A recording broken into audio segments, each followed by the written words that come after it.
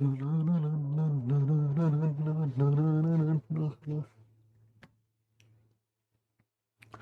Ji, hello and welcome to all my dear students. क्या हाल चाल है आप लोगों के, कैसे हैं आप सब लोग।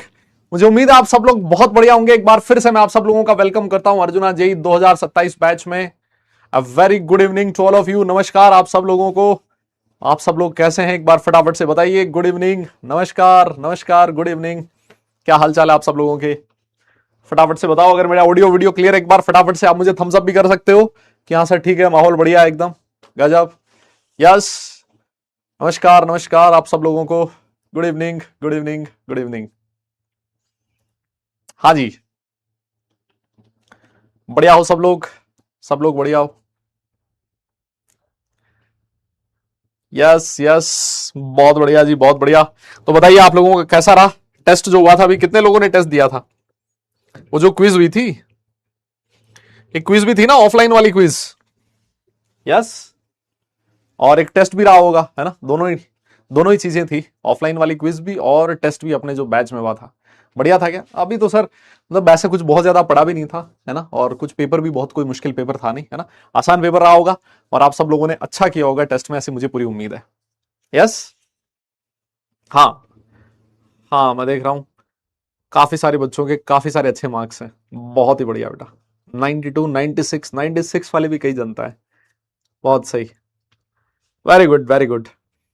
है ना। तो देखिए, शुरू के जो कुछ आपके टेस्ट वगैरह रहेंगे, है ना, हम लोग कोशिश ये करते हैं टेस्ट में कि एक एक डिफिकल्टी लेवल को धीरे धीरे बढ़ाया जाए, है ना। जैसे आप लोगों को कॉन्फिडेंस बना रहे, आप लोगों को 3-3 घंटे के टेस्ट देने की आदत भी नहीं है। जैसे आगे आने वाले जो टेस्ट होंगे आपके जेई मेंस के, मेंस लेवल के जो होंगे, या फिर आगे फिर एडवांस लेवल के जो टेस्ट होंगे, एडवांस वाले तो 6 घंटे के हो जाएंगे, मेंस वाले 3 घंटे के टेस्ट होंगे। तो धीरे धीरे क्वेश्चंस का जो डिफिकल्टी लेवल है हम लोग बढ़ाते रहेंगे, है ना। और जैसे जैसे आप लोग चीजों को सीखते जाओगे, वैसे वैसे क्वेश्चंस का लेवल बढ़ता जाएगा, है ना। ताकि एकदम से आपको ना लगे कि यार ये क्या हो गया, हमारे नंबर बहुत कम आ गए और ये सारा सब कुछ, है ना। लेकिन एक चीज मैं हमेशा बोलता हूं टेस्ट से रिलेटेड, कि टेस्ट में आपके नंबर भले ही कितने ही कम आए, और टेस्ट में भले ही आपकी तैयारी कितनी भी हो, लेकिन टेस्ट देना ना छोड़ें आप, है ना। क्योंकि जिस दिन आपने टेस्ट देना छोड़ दिया, इसका मतलब आपने एक बहुत आसान रास्ता चुन लिया है ना, जहां पर आपसे कभी क्वेश्चनिंग नहीं होगी, आपकी परफॉर्मेंस का इवेल्युएशन ही नहीं होएगा। यस, तो वो हमारे लिए बहुत आसान होता जाएगा फिर। नहीं, हमें पता ही नहीं लग रहा कि हम कितना सीख रहे हैं, कितना गड़बड़ है। हमारे जो कॉम्पिटिटर्स हैं, मेरे जो साथ वाले स्टूडेंट्स हैं जो इसी बैच में पढ़ रहे हैं, उनके कितने मार्क्स आ रहे हैं, उनके कंपैरिजन में मैं कहां पर हूं, है ना। तो ये सारी चीजें आपको टेस्ट से पता लगती है, इसलिए टेस्ट आप लोग हमेशा जरूर दें। ठीक है। लास्ट क्लास में हम लोगों ने एटॉमिक मास और मॉलिक्यूलर मास के बारे में पढ़ा था, और मुझे उम्मीद है आप सब लोगों ने वो रिवाइज किया होगा। एक बार फटाफट से बताओ रिवाइज करके आए हो कि नहीं आए हो, है ना। और जो आज का सेशन है, बहुत जबरदस्त सेशन आज होने वाला है, क्योंकि आज हम लोग बहुत जबरदस्त चीजें डिस्कस करने वाले हैं। यस, आज वाले सेशन में हम लोग क्या क्या करने वाले हैं। सबसे पहले हम लोगों ने लास्ट क्लास में रिलेटिव एटॉमिक मास पढ़ा था, एटॉमिक मास के बारे में पढ़ा था। आज मैं आपको पढ़ाऊंगा व्हाट इज ग्राम एटॉमिक मास। आज मैं आपको पढ़ाऊंगा व्हाट इज ग्राम मॉलिक्यूलर मास। फिर हम लोग छोटा सा कॉन्सेप्ट ऑफ फॉर्मूला मास, और फिर उसके बाद एक ऐसा टॉपिक जिसका आप सब लोगों को बेसब्री से इंतजार है, मुझे पता है, मोल कॉन्सेप्ट, इसके बारे में डिस्कस करने वाले हैं। यस, तो जितने भी बच्चे इस क्लास के अंदर हैं, उन सब लोगों से मेरी रिक्वेस्ट है, कॉपी पेन साथ रख के पढ़ाई करें। यस, और एक ऐसे माहौल में बैठ के पढ़ाई करें जहां पर शांति हो, जहां पर एकांत हो, जहां पर आप कंसंट्रेट कर पाए। और सोते सोते पढ़ने की कोशिश बिल्कुल ना करें, लेट के सामने लैपटॉप रख के या फिर टैबलेट मोबाइल रख के पढ़ने की कोशिश ना करें। अगर आपके पास ऐसी फैसिलिटी है, टेबल कुर्सी है, तो उसके ऊपर स्टडी टेबल वगैरह है, तो उसी पे ऊपर आप लोग पढ़ाई करने की कोशिश करें। और अगर ऐसा नहीं है, तब भी आप लोग, लेट से आपके पास अगर बेड है तो बेड के ऊपर बैठें, सामने टेबल रखें, कुर्सी रखें, कुछ भी करें, लेकिन सो के और लेट के और ऐसा मतलब आधा लेट के आधा बैठ के, ऐसी पोजीशंस आप लोग ना देखें, ना रखें। ठीक है। एक और चीज थी, मैंने लास्ट क्लास के अंदर, मैंने लास्ट क्लास के अंदर कुछ क्वेश्चंस दिए थे आप लोगों को होमवर्क में, है ना। और मैं देखा कि काफी सारे बच्चों ने फिर उस पर कमेंट भी किया। उन क्वेश्चंस के अंदर कॉन्सेप्ट एप्लीकेशन और ट्रेन योर ब्रेन नाम की 2 एक्सरसाइज थी। तो यार वो एक्चुअली हुआ क्या कि मेरे पास जो पिछले साल का मॉड्यूल था, उसमें से मैंने आपको वो होमवर्क दे दिया था, क्योंकि जो पिछले साल का मॉड्यूल है उसमें ये एक्सरसाइजेस थी, है ना। तो अगर आपके पास ऑब्वियस है इस साल का नया मॉड्यूल रहा होगा, तो उसको उसको आप लोग इग्नोर करें। वो जो होमवर्क है मैं आज वाली क्लास में वापस दे दूंगा आप सब लोगों को, है ना, जिससे कि और वो एक्सरसाइज का नाम भी चेंज कर दूंगा कि इस वाले एक्सरसाइजेस में से आपसे करना है। यस हाँ, मुझे बड़ी खुशी हुई कि मैंने इतने सारे बच्चों के कमेंट्स उसमें देखे। इट शोज कि आप लोग कर रहे हो होमवर्क, क्वेश्चंस की प्रैक्टिस कर रहे हो, तभी आपको पता लगा कि यार मॉड्यूल में तो ये है ही नहीं, टीचर ने तो इनके नाम लिखे, है ना। तो मैं आपको आज वाले में दे दूंगा। यस डन है। तो चलिए फिर, हाँ ये अपना टेलीग्राम चैनल है, आप लोग ज्वाइन कर सकते हैं इसको अगर आप लोग चाहें तो। मेरे हिसाब से शुरुआत करनी चाहिए। सारे लोग एक बार फटाफट से थम्स अप करके बता दो कि सर सेशन को किया जाए स्टार्ट। यस यस यस, फटाफट फटाफट फटाफट बताओ, क्या हम लोग सेशन को स्टार्ट कर सकते हैं? जल्दी से बताइए, क्या हम लोग सेशन को स्टार्ट कर सकते हैं? डन है, डन है, डन है। सर मैं नया स्टूडेंट हूं, तो यार दादा भाई लोग जितने भी नए स्टूडेंट हो, एक बार पुराने लेक्चर आप लोग जरूर देख के आओ। अगर आप लोग डायरेक्ट इस वाले सेशन में आ रहे हो ना, तो आपको कुछ नहीं समझ में आएगा। यस, आप लोग 2 गाली देके मुझे जाओगे, है ना। तो कोई फायदा नहीं है, पुराना वाला सेशन जो है उसको एक बार के लिए आप लोग देखो और फिर इस वाले सेशन में आओ, ठीक है। हाँ डन है। चलिए फिर हम लोग सेशन को करते हैं स्टार्ट। मैंने आपको लास्ट क्लास के अंदर एक क्वेश्चन दिया था, ये वाला, और मुझे ऐसी पूरी उम्मीद है कि आप सब लोगों ने ये वाला क्वेश्चन होमवर्क में जरूर सॉल्व किया होगा। यस, ये वाला क्वेश्चन दिया था। अब क्योंकि आपने घर पे क्वेश्चन सॉल्व करने के लिए दिया था, अब मैं इस क्वेश्चन का सिर्फ और सिर्फ आपकी स्क्रीन पर पोल देने जा रहा हूं, ठीक है। मैं इस क्वेश्चन को सॉल्व करने के लिए टाइम नहीं दूंगा। टाइम इसलिए नहीं दूंगा क्योंकि मैंने घर पे करने के लिए होमवर्क में दिया था। मैं पोल इस क्वेश्चन का आपकी स्क्रीन पर डाल रहा हूं, फटाफट से बताइए इस क्वेश्चन का फाइनल आंसर क्या होने वाला है। यस यस, पोल मैंने आपकी स्क्रीन पर डाल दिया था, पोल मैंने आपकी स्क्रीन पर डाल दिया है। फटाफट से इस क्वेश्चन का बताइए आपने क्या आंसर दिया है। हाँ जी, यस आइए जनाब, देखिए मैं तब तक साथ साथ सॉल्व भी कर देता हूं, है ना। ये तो बहुत आसान है। देखो इधर दे रखी है आपके सामने परसेंटेज अबंडेंस, और यहां पर दे रखा है एटॉमिक मास। सबसे पहले ये जो आपका 24 वाला है, इसकी परसेंटेज अबंडेंस कितनी है? 70। ये वाले की कितनी है? 10। और ये वाले की कितनी है? 20। तो एवरेज एटॉमिक मास क्या होता है, जल्दी से बताओ। सर एवरेज एटॉमिक मास का फॉर्मूला होता था एटॉमिक मास ऑफ आइसोटोप 1, कितना ले लें? 24।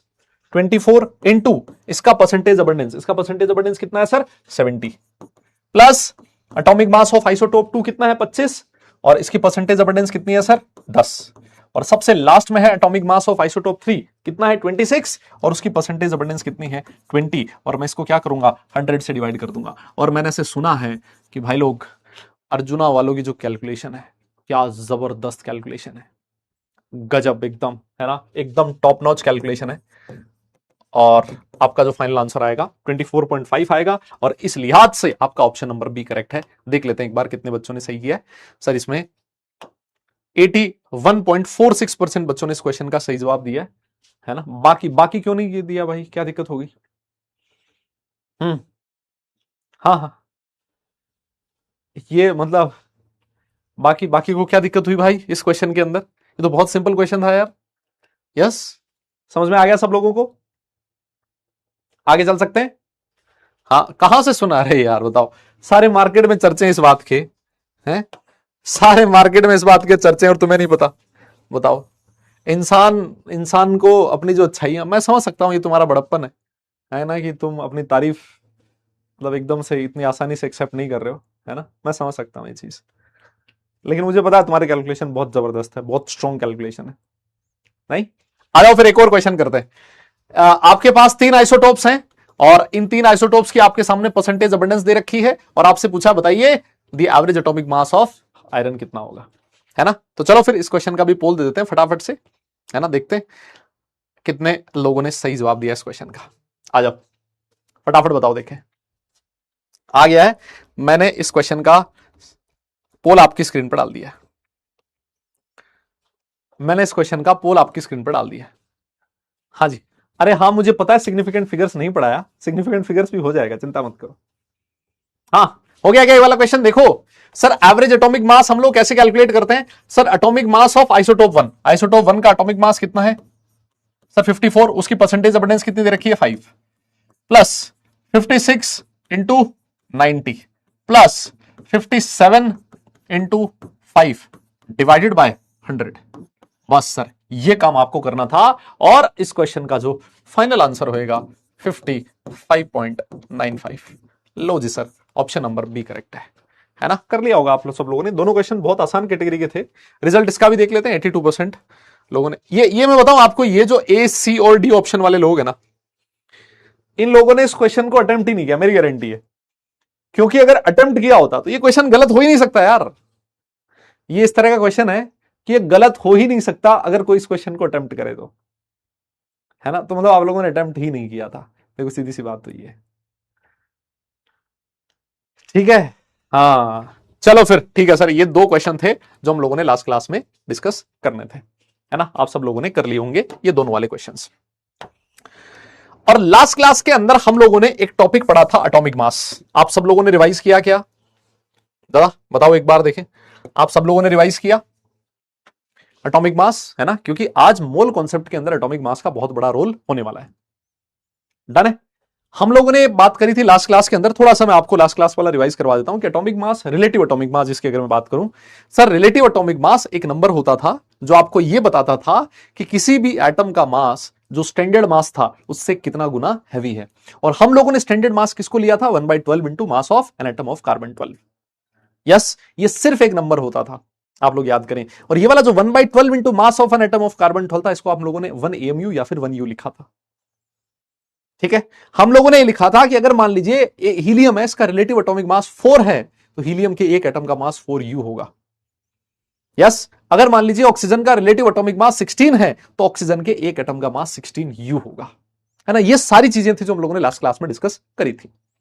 और यहीं से, इसी चीज से मैं कनेक्ट कर दूंगा किसको? ग्राम एटॉमिक मास को। और आपको पता भी नहीं लगेगा कि सर हमने कब ग्राम एटॉमिक मास खत्म कर दिया, है ना। एकदम से अभी रिलेट करूंगा, देखना, ठीक है। आइए सर, मुझे एक बात बताइए, आप लोगों ने लिखा था ना लास्ट क्लास में कि रिलेटिव एटॉमिक मास, है ना। चलो आप ही बता दो, relative atomic mass of oxygen कितना बोला आप लोगों ने? Relative atomic mass of oxygen कितना बोला आप लोगों ने? क्या मैं ऑक्सीजन का रिलेटिव एटॉमिक मास कितना लिखूं? जल्दी बोलो। दादा कोई बोल ही नहीं रहा यार, मैं किसको पढ़ा रहा हूं यार। अभी तो क्लास स्टार्ट हुई है भाई, 10 मिनट हुए। जोश को बनाए रखें। हाउ इज द जोश? हाई सर, है ना, हाई रहना चाहिए। यस 16 होता है सर, वेरी गुड। यस 16 होता है सर, रिलेटिव एटॉमिक मास है 16। कोई 16U नहीं बोलेगा। यस मैं थप्पड़ मार दूंगा। अब मुझे एक बात बताओ, मास ऑफ 1 एटम ऑफ ऑक्सीजन, अगर मैं आपसे पूछूं कि बेटा ऑक्सीजन के एक एटम का मास कितना है, तो आप लोग बोलोगे सर 16U होगा। ये भी हम लोगों ने पढ़ लिया था, एक एटम का मास। और एक एटम के मास को आप लोग एटॉमिक मास बोलते हो, जनरली एटॉमिक मास लिखा होता है। 16 is relative atomic mass, 16 is atomic, 16U is atomic mass. मैंने कहा यार यू में नहीं चाहिए मुझे तू ना ग्राम में कैलकुलेट करके बता। तो बोले सर कोई बात नहीं, 1U is equal to 1.66 into 10⁻⁻24 gram होता है, तो आप इसको मल्टीप्लाई कर दो सर, इतना ग्राम हो जाएगा। मैंने कहा ठीक है, ये भी बात सही है तेरी। तो ऑक्सीजन के एक एटम का मास इतना आ गया। मैंने आपसे पूछा एक बात बता बेटा, मास of 6.022 into 10⁻23 atoms of oxygen कितना होगा? आप बोलोगे सर ये क्यों पूछ रहे हो, और ये आउट ऑफ द बॉक्स ये वाला नंबर कहां से आ गया? मैंने कहा तू उसके बारे में मत सोच, जो मैं तेरे से क्वेश्चन पूछ रहा हूं उसका जवाब दे। ये भी बताऊंगा ये नंबर कहां से आ गया। अगर एक एटम का मास इतना है तो इतने एटम्स का मास कितना होगा? आप बोलोगे सर इतना तो लल्लू थोड़ी ना है हम, इतना तो हमें आता है सर, इसको आप मल्टीप्लाई कर दो। ये अगर एक एटम का मास है तो सर आपको इतने एटम्स का मास चाहिए, तो मल्टीप्लाई कर दो सर, इतना ग्राम होगा। और मैं आपकी जानकारी के लिए बताऊं, ये जो वैल्यू आएगी ना, पता है कितनी आएगी? 16 ग्राम आएगी, 16 ग्राम आएगी। अरे सर ऐसे कैसे? मैंने कहा तू खुद कैलकुलेट करके देख ले, अगर तुझे मेरी बात पे विश्वास नहीं है तो अगर तू इसको मल्टीप्लाई करेगा ना, ये सारी चीज को अगर आप मल्टीप्लाई करोगे तो ये वैल्यू कितनी मिलेगी? 1 मिलेगी। अगर आप 6.022 इंटू 1.66 को मल्टीप्लाई करोगे इंटू 10⁻⁻, तो ये वैल्यू आएगी 10, है ना। तो ये 1.66 इंटू 6.022 ये 10 आएगा, 10 इंटू 10⁻23 24 हो जाएगा, और 24 आपके पास पहले से है, तो ये वैल्यू कितनी मिलेगी? 16 ग्राम मिलेगी। और आपको जानकर मेरे भाइयों बहुत बड़ी खुशी होगी कि this 16 gram is called as gram atomic mass of oxygen. This 16 gram is called as gram atomic mass of oxygen. अरे सर ये तो बहुत आसान हो गया, मतलब अरे सर ये तो बहुत, हाँ मतलब 15.99, अरे वो 16 ही है यार, हाँ हद है मतलब। हाँ अरे सर ये तो बहुत आसान हो गया। इसका मतलब ये हो गया कि रिलेटिव एटॉमिक मास 16, मैंने कहा हाँ। एक एटम का मास 16U, मैंने कहा हाँ। 6.022 इंटू 10⁻23 एटम्स का मास 16 ग्राम। और ये जो ग्राम में आपने एक्सप्रेस किया, this is called as gram atomic mass. Sir ये तो बहुत आसान हो गया सर। यस, हाँ ये नंबर बताऊंगा, ये नंबर कहां से आया, अभी थोड़ा सा वेट करो। ये नंबर कहां से आया, इस नंबर को एवोगैड्रोस नंबर बोला जाता है ना। ये जो नंबर है ना दादा, इस नंबर को क्या नाम दिया जाता है, this is called as Avogadro's number, है ना, एवोगैड्रोस नंबर। कुछ जगह पर इसको एन नॉट लिखा होता है, कुछ लोग इसको एन ए भी लिखते हैं, है ना। ये नंबर कहां से आया इसके बारे में भी मैं बात करूंगा, आप चिंता मत करो। लेकिन मैं आपको ये कहना चाहता हूं, जो मैंने कैलकुलेशन करी है, समझ में आया ना ये चीज आपको, पक्का ना। नोट हो जाए तो डन लिखो, थोड़ा सा कंसंट्रेट करके बैठना बेटा, है ना। अब एक्चुअल केमिस्ट्री आपकी स्टार्ट हो चुकी है। अब अगर आप हंसी मजाक वाले माहौल में ज्यादा रहने की कोशिश करोगे तो फिर आपको नुकसान उठाना पड़ेगा, ठीक है ना। क्लास है अपनी, उसमें हम लोग कोशिश ये करेंगे मैक्सिमम टाइम हम लोग सिंसियरली चुपचाप कॉन्सेंट्रेट के साथ पढ़े। जहां मुझे लगेगा कि ज्यादा हो गया, मैं बीच में थोड़ा थोड़ा सा मसाला ऐड करता रहूंगा, लेकिन पढ़ाई के अंदर हल्का सा मसाला चलता है। लेकिन अगर आप सोच रहे हो कि मसाले मसाले के अंदर हम पढ़ाई करते रहें, फिर वो पॉसिबल नहीं हो पाएगा, है ना। फिर तुम्हें समझ में नहीं आएगा, जो ट्रू मोटिव है अपना इस क्लास का वो भी खत्म हो जाएगा, है ना। समझिए आप इस बात को, डन है। तो सर एक और एग्जांपल दे देते हैं, है ना, एक और एग्जांपल देते हैं और फिर इसके बाद इसकी डेफिनेशन लिख देते हैं, है ना। एक और एग्जांपल लिख के फिर इसकी डेफिनेशन लिख देते हैं। जैसे अगर मैं आपसे पूछूं बेटा relative atomic mass of helium कितना है, आप मुझे या सोडियम लिख देते हैं सर, सोडियम लिख देते हैं सर, ऐसे क्या बात है ना, या हीलियम लिख लो सर, हीलियम लिख लो। आप बोलोगे सर 4U, 4 है सर, 4 सॉरी, यू नहीं सर, है क्या बात कर रहे हो। मैं आपसे पूछूं mass of one atom of helium कहां कितना है, mass of one atom of helium कितना है, आप बोलोगे सर 4U है। अरे मैंने कहा मुझे यू में नहीं चाहिए, मुझे ग्राम में चाहिए। आपने कहा सर ये लो, ये हो गया ग्राम। अरे मैंने कहा मुझे ये भी नहीं चाहिए, मुझे चाहिए क्या, मुझे चाहिए मास of 6.022 into 10⁻23 atoms of helium. मुझे तो ये चाहिए मुन्ना।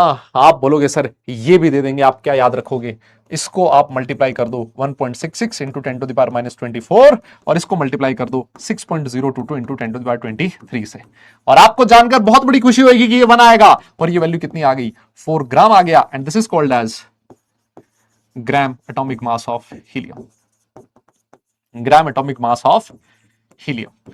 अब जिसकी मर्जी हो आपसे वो पूछना चाहे ना, आप लोग कर लोगे इस क्वेश्चन, मुझे पता है, जिसकी मर्जी हो। जैसे मान लो मैं तुमसे पूछूं, बता रिलेटिव एटॉमिक मास ऑफ किसका, सल्फर कितना होता है, आप बोलोगे सर 32।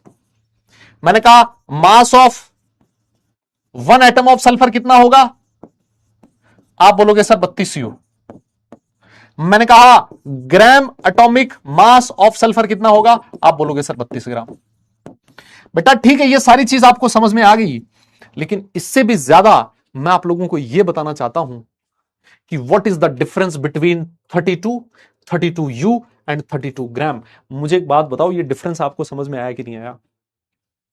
कई बार जब भी मैं बच्चे से पूछता हूं कि बता what is the relative atomic mass of sulphur, मैं बताऊं मैक्सिमम बच्चे कुछ भी जवाब दे देते हैं। कोई कह देता है 32, कोई कह देता है 32U, कोई कह देता है 32 ग्राम।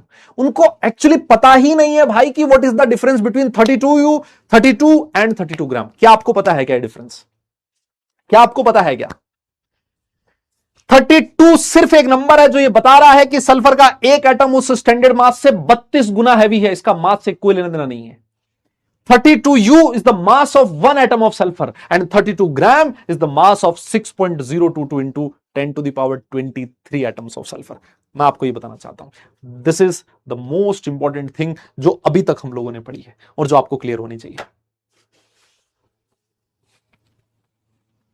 ये नो वाले कौन है बे, नलायकों, इतने सारे एग्जाम्पल्स, इतना सब कुछ, और उसके बाद भी नो है। डन लिखो आप तो कि सर हो गया है। हाँ नो नहीं बेटा, 10 पे चलो।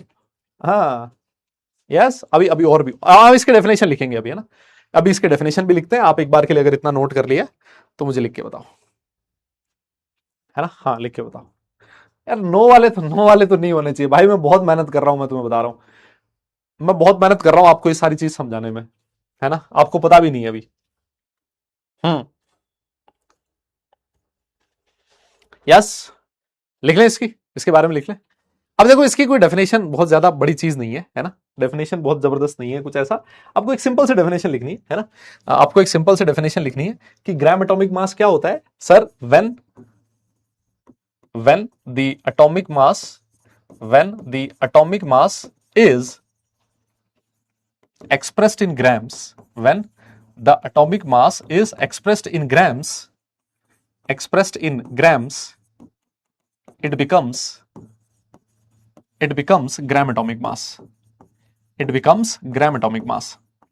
है ना। जो एटॉमिक मास है सर आप उसको ग्राम में लिख दो, वो ग्राम एटॉमिक मास के इक्वल हो जाता है। लेकिन सबसे इंपॉर्टेंट चीज ये है कि ये होता क्या है सर, ये होता है it is the mass of 6.022 into 10 to the power 23 atoms of an element। ये इंपॉर्टेंट चीज है ना, आपको ये वाली चीज आपको ध्यान में रखनी है। डन है ना, यस। हाँ अभी बताता हूं बेटा, रुको थोड़ा सा और रुको, अभी और बताता हूं। देखो हाँ अभी एक आधा एग्जांपल और करवाता हूं, जैसे ही मैं ग्राम मॉलिक्यूलर मास पढ़ाऊंगा आपको और क्लियर होएगी, है ना, और क्लियर होएगा। यस ये वाली चीज समझ में आई ना कि लेट से हीलियम का रिलेटिव एटॉमिक मास 4 था, एटॉमिक मास 4u था, हमने उसको ग्राम में एक्सप्रेस कर दिया, 4 ग्राम बन गया। लेकिन 4 ग्राम क्या है सर, ग्राम एटॉमिक मास है, और ये कितने एटम्स का मास है, it is the mass of 6.022 into 10 to the power 23 atoms of an element, है ना। मैंने अभी मोल का नाम नहीं लिया है ना, अगर आपको मोल पता है वो तो बहुत अच्छी बात है, लेकिन मैंने अभी तक मोल का नाम नहीं लिया, है ना, मैंने अभी तक मोल का नाम नहीं लिया। मैं आप लोगों से चाहता हूं आप लोग एक बार के लिए डन लिखें, आप लोग एक बार के लिए डन लिखें अगर आपने नोट कर लिया तो। यस अगर आपने एक बार नोट कर लिया तो डन लिखें, फिर आगे चलते हैं। यस हाँ कह रहा सर 3 दिन से बारिश हो रही है। अरे तो महाराज होने दो बारिश भाई, बारिश होना अच्छी बात है ना, कोई बाढ़ वाड़ तो नहीं आ रखी ना, है? बारिश होने दो। ये साला मतलब लोग जनता ने यही तो करती है, थोड़ी सी बारिश होती है इतने बारिश हो रही है, भगवान भी सोचता है क्यों दे रहा हूं मैं इनको भाई बारिश, लो जाओ तुम लोग 45 डिग्री 46 47 48 50 डिग्री टेम्परेचर लो, तुम उसी में खुश रहोगे। बारिश हो रही है इसमें भी मतलब ये तो लग्जरी है, बारिश हो रही है अच्छी बात है।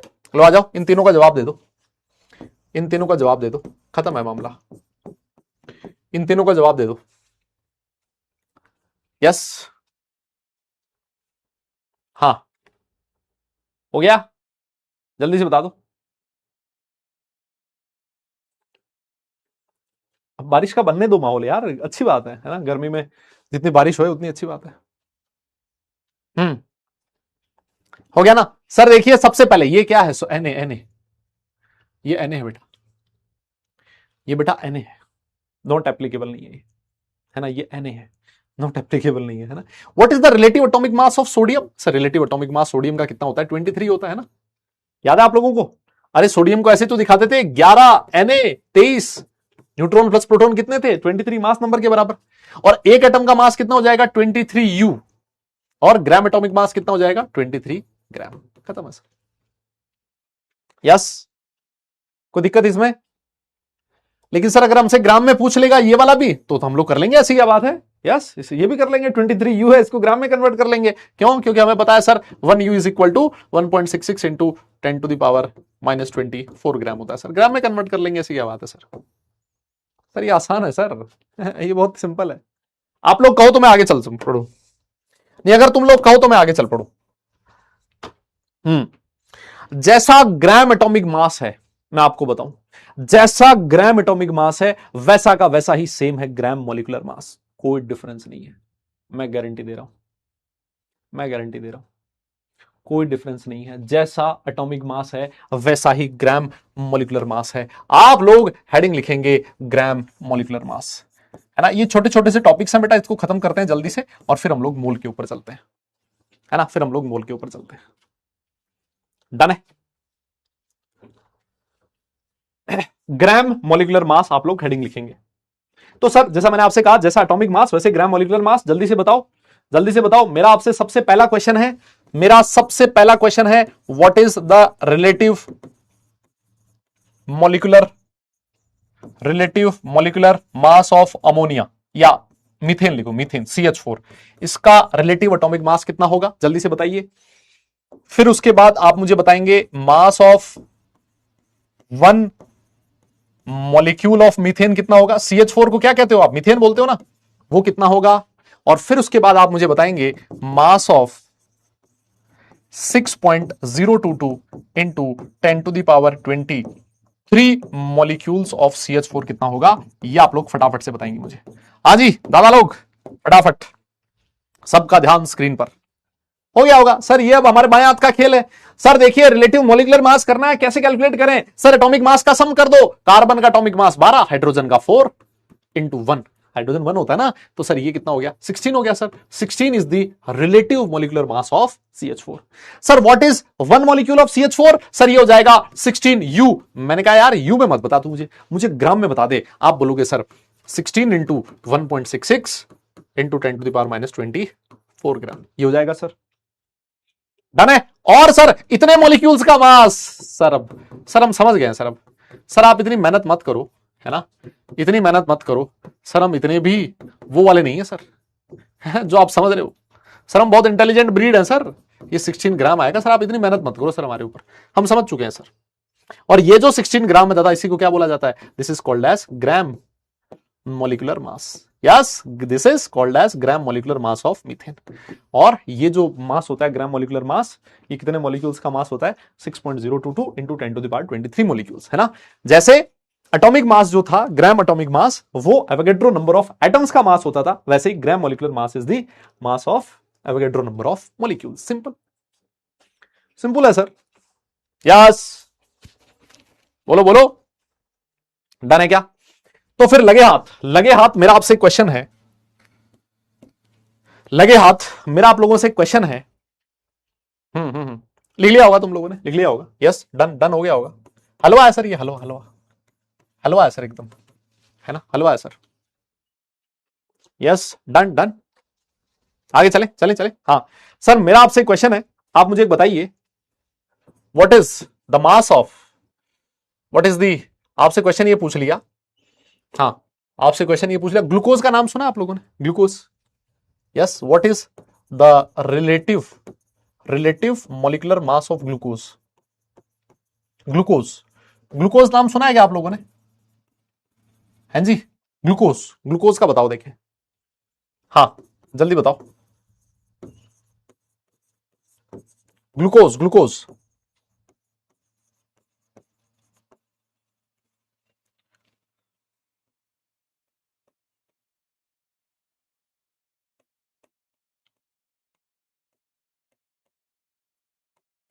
ग्राम मॉलिक्यूलर मास ऑफ ग्लूकोज भी आपको बताना है।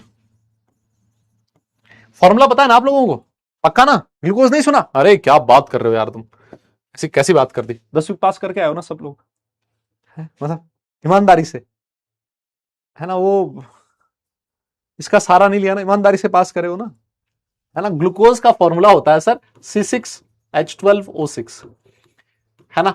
अब इसका रिलेटिव मॉलिक्यूलर मास कैसे कैलकुलेट करोगे सर, हमें पता है कार्बन का 12 होता है, तो यहाँ कार्बन के कितने एटम है सर 6 है, 6 इंटू 12 प्लस हाइड्रोजन का 1 होता है तो 12 इंटू 1 प्लस सर ऑक्सीजन का 16 होता है तो 6 एटम है सर 16 इंटू 6। और मैं आपकी जानकारी के लिए बताऊं, जब आप कैलकुलेट करोगे ना तो ये कितना आएगा 180 आएगा। तो अगर ये 180 है तो सर वन मॉलिक्यूल का मास कितना हो जाएगा 180U, और सर ग्राम मॉलिक्यूलर मास कितना हो जाएगा 180 ग्राम। बताओ ये कर लोगे ना आप सब लोग, क्या इसमें दिक्कत है क्या किसी को।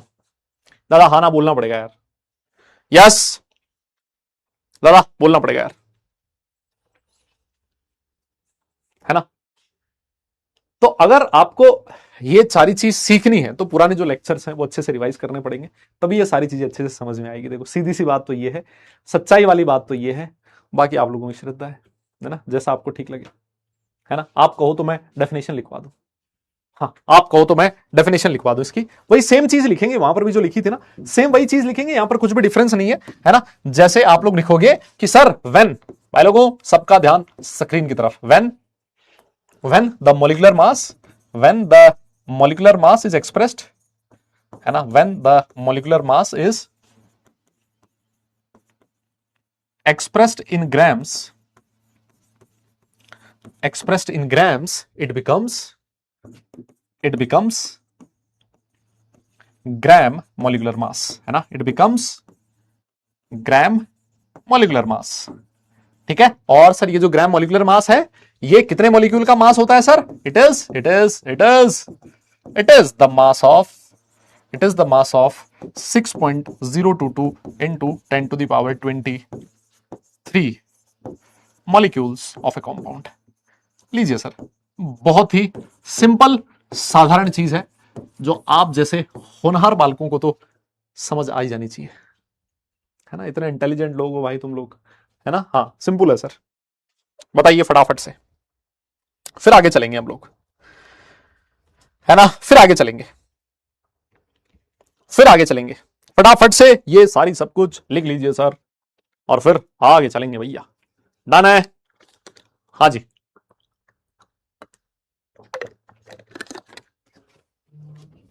डन डन, क्या बात, बहुत ही बढ़िया, बहुत ही बढ़िया। चलिए जाए, इस पे क्वेश्चन है क्या कोई? अरे सर ये क्वेश्चन सर ऐसे क्वेश्चन ना हम लोग ना रात को 3 बजे में निपटा देंगे सर। हाँ सर, क्या बात कर रहे हो सर, ये सर हम रात को 3 बजे खत्म कर सकते हैं। हाइड्रोजन 1, सल्फर 32, ऑक्सीजन 16, है ना। यस, 32 ऑक्सीजन 16, ये रिलेटिव एटॉमिक मास है मेरे हिसाब से। रिलेटिव मॉलिक्यूलर मास इसका आ जाएगा 98, ये आएगा 98 यू और ये आएगा 98 ग्राम, है ना। अब तक तो तुम्हें H2SO4 का मॉलिक्यूलर मास याद हो गया होगा, ये देखो मैं कह रहा हूं ना बहुत सारे लोगों को याद हो गया होगा।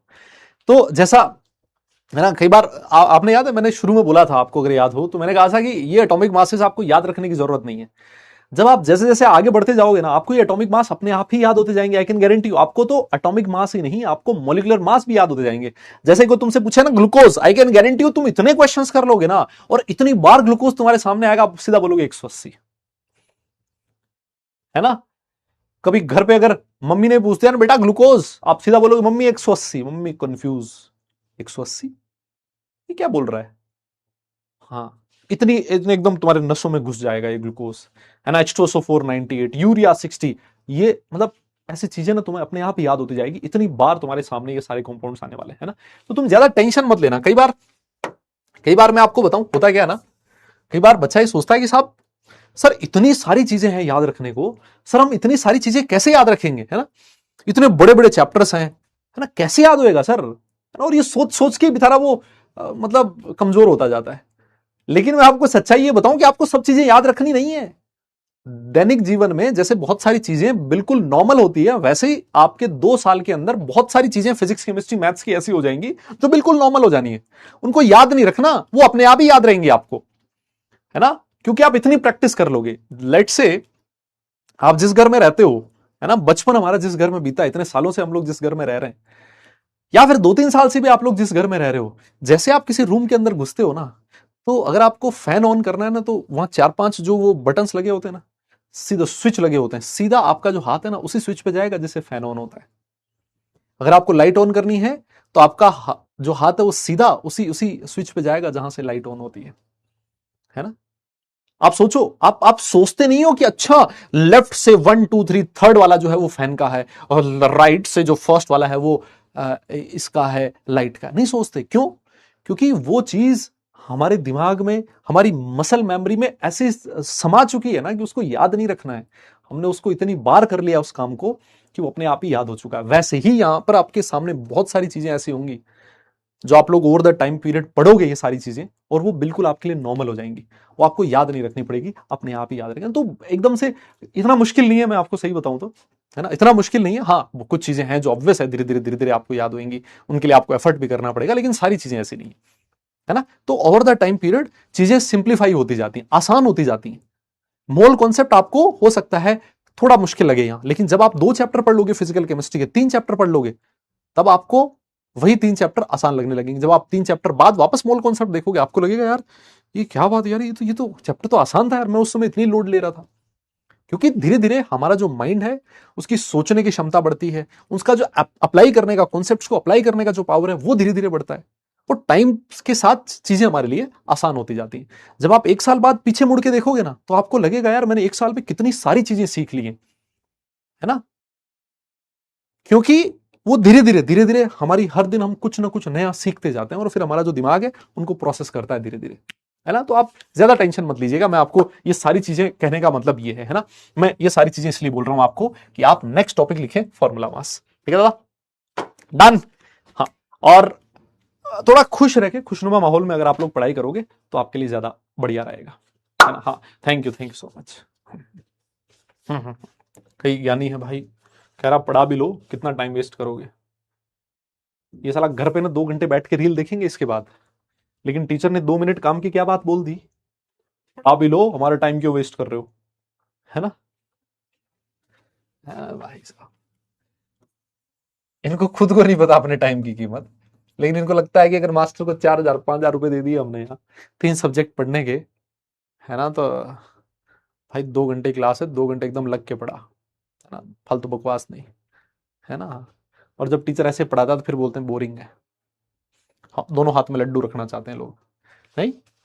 आओ सर, फॉर्मूला मास क्या होता है, देखो फॉर्मूला मास समझने से पहले, है ना, फॉर्मूला मास समझने से पहले, फॉर्मूला मास समझने से पहले आप लोगों को क्या आयनिक कंपाउंड पता है क्या, मतलब इतना तो पढ़ा है यार तुम लोगों ने, मुझे पता है कोवेलेंट कंपाउंड्स और आयनिक कंपाउंड्स, इतना तो पढ़ा है ना, मतलब मेरे हिसाब से याद होगा आप लोगों को, पता होगा ये तो। दादा अरे बोलो ना, अच्छा 14,000 दियो ठीक है, फिर तो बेटा बहुत बड़ी रकम दे दी, फिर तो तुमने खरीद लिया मास्टर को।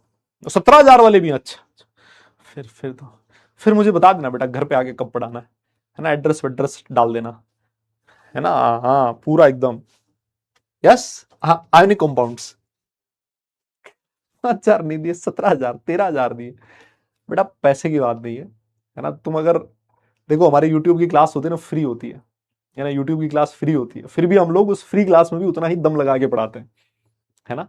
तो इट्स नॉट अबाउट मनी, है ना, कि तुमने कितना कंट्रीब्यूट किया है, ये एक मोटिवेशन है, मतलब टीचर्स के लिए क्लास में पढ़ाना और अपने सामने बच्चों को ग्रो होते हुए देखना, है ना। तो पैसा जो होता है ना, उस एफर्ट की वो कीमत नहीं लगा सकता मेरे हिसाब से, है ना।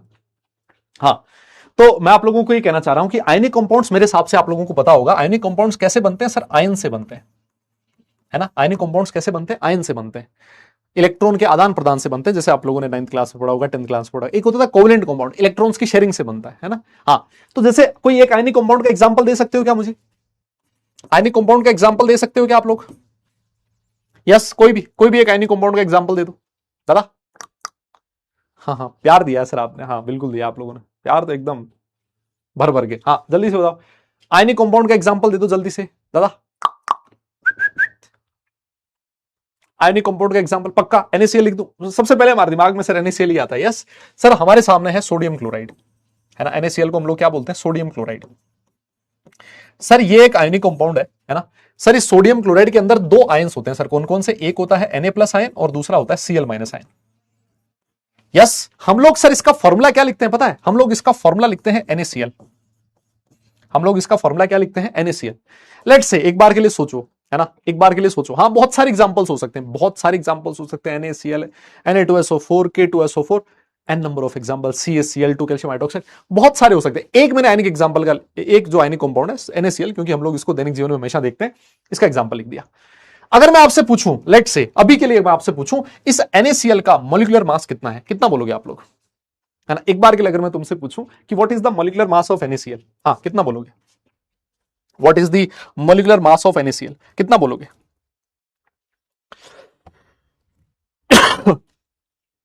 What is the molecular mass of NaCl, कितना बोलोगे, कितना बोलोगे जल्दी बताओ, हाँ हाँ जल्दी बोलो ना,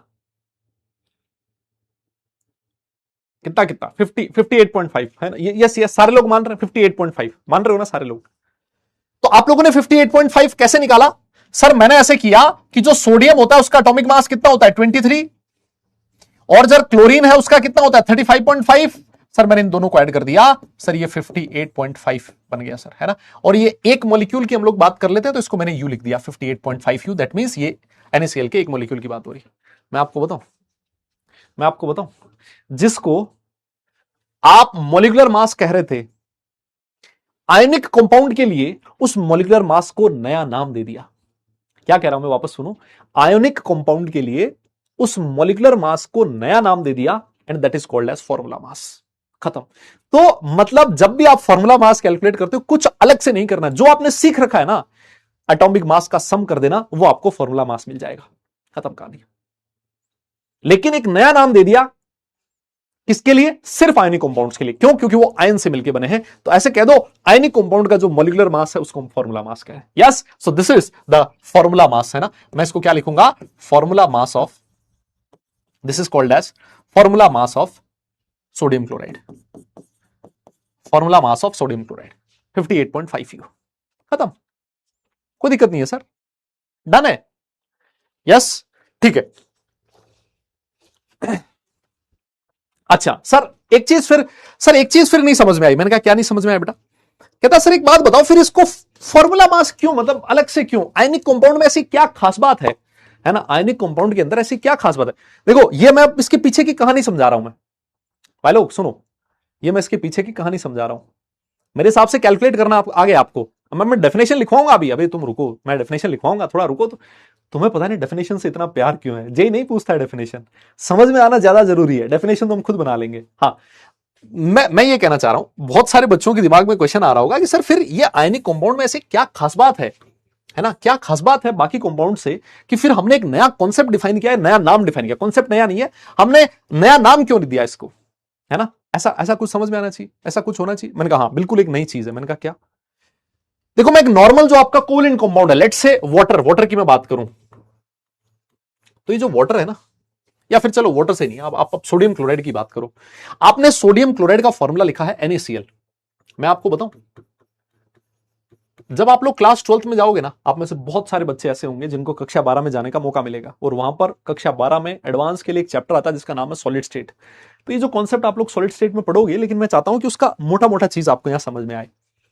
होता क्या है, जो सोडियम क्लोराइड है, इस सोडियम क्लोराइड की जो स्ट्रक्चर होती है ना, उसके अंदर Na+ और Cl- दो आयंस प्रेजेंट होते हैं। अरे सर ये सारी दुनिया को पता है कि सोडियम क्लोराइड Na+ और Cl- आयन से मिलकर बना है, लेकिन मैं आपको बताऊं इसमें बहुत सारे Na+ और बहुत सारे Cl- प्रेजेंट होते हैं। और ये जो Na+ और Cl- आयंस हैं, इनका जो सिंपलेस्ट रेशियो है ना, वो पता है कितना आता है? वो 1:1 आता है। ओ भाई साहब, जो Na+ और Cl- आयंस का रेशियो वो कितना आता है? 1:1। और इस 1:1 रेशियो से जो फॉर्मूला बनता है, दैट इज कॉल्ड एज, जो फॉर्मूला बनता है उस फॉर्मूले को नाम दिया, यहां पर मॉलिक्यूल नहीं बोला जाता, पता है क्या बोला जाता है इसको? यहां पर फॉर्मूला यूनिट बोला जाता है। This is called as formula unit of sodium chloride. This is called as formula unit of sodium chloride. मेरी बात आप लोग समझ रहे हो क्या? दादा सुनो मेरी बात। होता क्या है, आयनिक कंपाउंड्स के अंदर, आयनिक कंपाउंड्स आयन से मिलकर बने होते हैं। मैं थोड़ा सा पीछे की इसकी कहानी ले जा रहा हूं, ये 12th क्लास में पढ़ोगे आप लोग, है ना। लेकिन फॉर्मूला मास आपको समझ में आ गया, आप कैलकुलेट कर सकते हो बड़े आराम से, कोई दिक्कत नहीं आएगी। मैं आपको ये समझाना चाहता हूं, मैं आपको ये समझाना चाह रहा हूं कि आयनिक कंपाउंड्स में जो आयंस होते हैं, इनका एक रेशियो होता है। सर ये हमें कैसे पता लगेगा कि रेशियो 1:1 ही है, 1:2 है? मैंने कहा जो तुझे पहले से पता है ना, उसके अकॉर्डिंग तो फॉर्मूला लिख दे, वही तेरा रेशियो है। सोडियम क्लोराइड जब आप लोग देखते हो, सोडियम क्लोराइड की स्ट्रक्चर अगर आप लोग जूम करके देखोगे ना, तो आपको दिखेगा कि यार सोडियम क्लोराइड की एक जो स्ट्रक्चर है उसके अंदर Na+ और Cl- का जो रेशियो है 1:1 है। अब इस 1:1 रेशियो से जो फॉर्मूला बन रहा है, that is called as formula unit of sodium chloride. NaCl is the formula unit of sodium chloride. और सुनो, एक मैं एग्जांपल और देता हूं, है ना। रुको, एक एग्जांपल और देता हूं, देखो थोड़ी सी और क्लियर होगी चीज। आप लोगों ने कैल्शियम क्लोराइड का नाम सुना है क्या? आप लोगों ने कैल्शियम क्लोराइड का नाम सुना है क्या? अरे बताओ ना। हाँ सर नाम तो सुना है। मुझे एक बात बताइए, कैल्शियम क्लोराइड का फॉर्मूला क्या होता है? दादा आप लोग मुझे बता सकते हो क्या कि कैल्शियम, हाँ बेटा नोट करना है, लेकिन थोड़ा सा रुको, मैं ना जो मैं समझा रहा हूं उसको पहले समझो। कैल्शियम क्लोराइड का फॉर्मूला क्या होता है? पक्का ना? फॉर्मूला तुम्हें पहले से पता है ना, CaCl2। Yes sir, calcium chloride का फॉर्मूला होता है CaCl2, बिल्कुल होता है।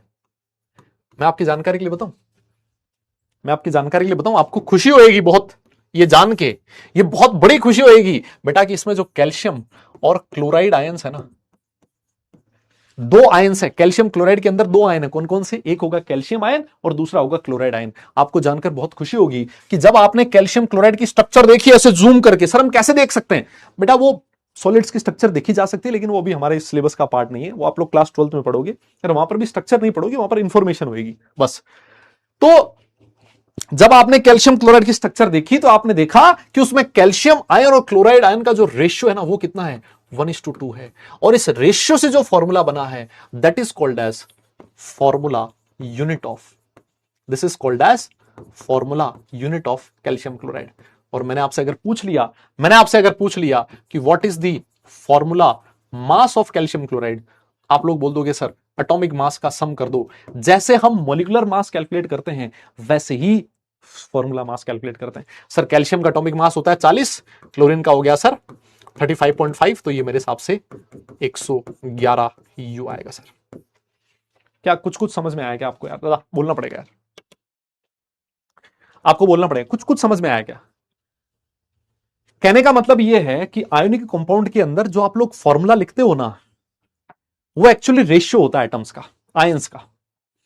मैं आपको यह कहना चाहता हूं कि जो आप लोग फॉर्मूला लिखते हो ना, वो एक रेशियो होता है।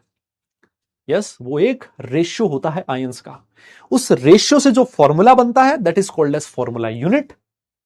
यस, और फॉर्मूला यूनिट में जो एटम्स प्रेजेंट है उनके एटॉमिक मास का सम कर दो तो उसको फॉर्मूला मास कह दिया जाता है। तो इसमें मैं आपको ये कहना चाहता हूं कि इसमें कंफ्यूज मत होना ज्यादा। तुम्हें लगेगा कि यार ये रेशियो 1:2 कैसे आया, हमें कैसे पता लगेगा कि ये रेशियो 1:2 आ रहा है? इसमें कंफ्यूज मत होना। आप जिस तरीके से फॉर्मूले आज तक लिखते आए हो उसी तरीके से फॉर्मूले लिखना, एटॉमिक मास का सम कर देना, वही फॉर्मूला मास निकल जाएगा। सिर्फ डिफरेंस इतना सा है कि मॉलिक्यूलर मास जो हम लोग मॉलिक्यूल बोलते थे उसकी जगह हमने आप आयनिक कंपाउंड लिख दिया। आयनिक कंपाउंड के मॉलिक्यूलर मास को फॉर्मूला मास कहा जाता है। आप कंफ्यूज मत होना, लेकिन आप जैसे जैसे आप सॉलिड्स के बारे में पढ़ोगे, सॉलिड्स के स्ट्रक्चर्स के बारे में पढ़ोगे, तब आपको चीजें और क्लियर होंगी। समझे क्या? हाँ दादा यार बोलना पड़ेगा यार। यस यस यस, कुछ समझ में आया होगा मेरे हिसाब से। मान लिया मतलब पूरा नहीं समझ में आया होगा, लेकिन फिर भी काम चलाओ समझ में आ गया होगा, है ना, जिससे कि हमारे क्वेश्चन सॉल्व हो सके, वो तो समझ में आ गया होगा।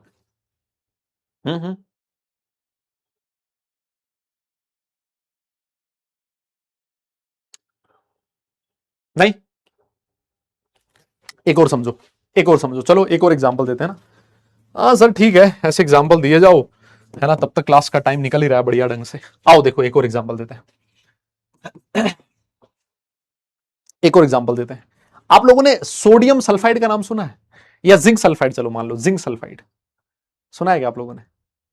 या सोडियम ऑक्साइड, किसका करोगे सर? किसी का करवा दो सर आप। चलो मैं एग्जांपल लेता हूं, एक और एग्जांपल लेता हूं, है ना। आप लोगों ने सोडियम ऑक्साइड नाम सुना है क्या कभी? सोडियम का ऑक्साइड है, यस, हाँ सोडियम का ऑक्साइड, आप एक बार, है ना, हाँ सर ठीक है, सोडियम का ऑक्साइड होता है सर। सर सोडियम ऑक्साइड का फॉर्मूला क्या होता है, जल्दी से बताओ, क्या फॉर्मूला होता है? सर सोडियम ऑक्साइड का फॉर्मूला Na2O होता है सर, क्या दिक्कत है? Na2O होता है सर, यही फॉर्मूला होता है, हमने आज तक यही पढ़ा है।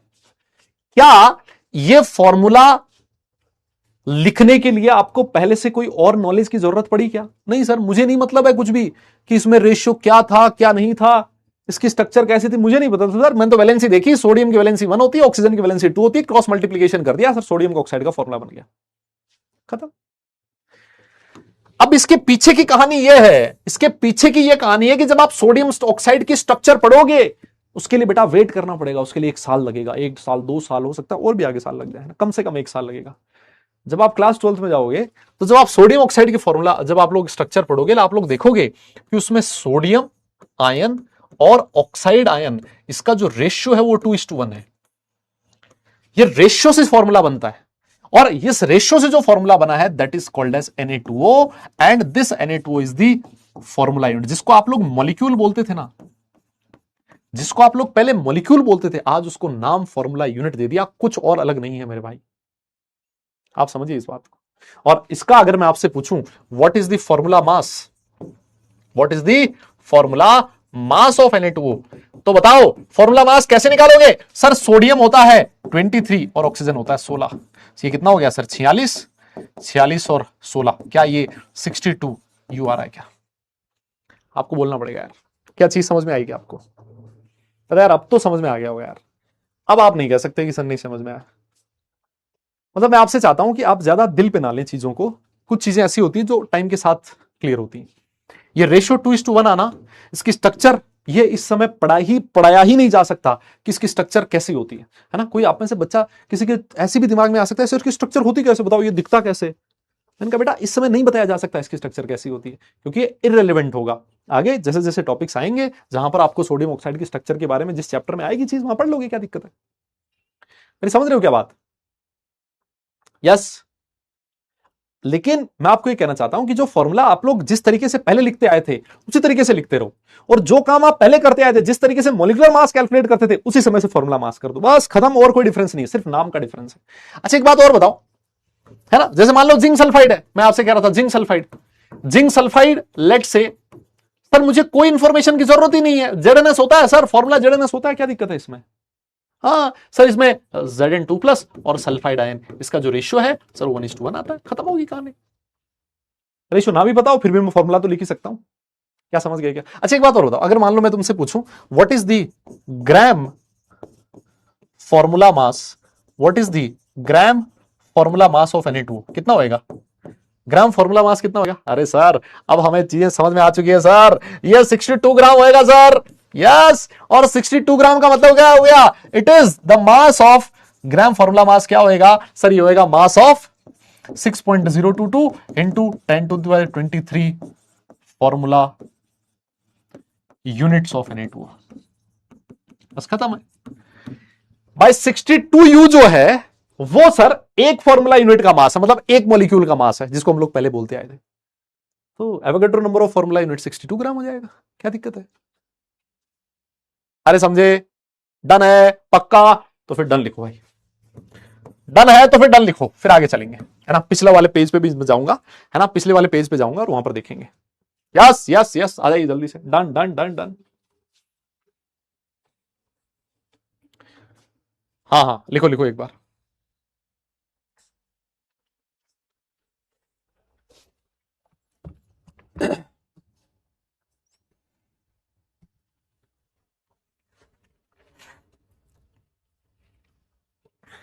डन है। अच्छा ये वाला जो पेज था ये भी लिख लिया होगा। हाँ इसमें भी आप लोग चाहो तो देख लो। अगर मैं आपसे पूछूं what is the gram formula mass, what is the gram formula mass of CaCl2, कितना बोलोगे सर? वो आएगा 111 gram, and it is the mass of 6.022 into 10⁻23 formula units of CaCl2। ठीक है, ये भी आप लोग लिख लो, और अगर नोट कर लो तो इसमें भी डन लिख देना। फिर इसकी डेफिनेशन लिखवा देता हूं। हाँ फिर इसकी डेफिनेशन लिखवा देता हूं। यस डन है। हाँ फिर इसकी डेफिनेशन लिखवा देता हूं। भूख लगी है? अच्छा भूख लगी है तो बेटा अब खा लो कुछ, मतलब और तो अब ये मतलब ये कैसी बात हुई? भूख लगी है बताओ, देख रहे हो?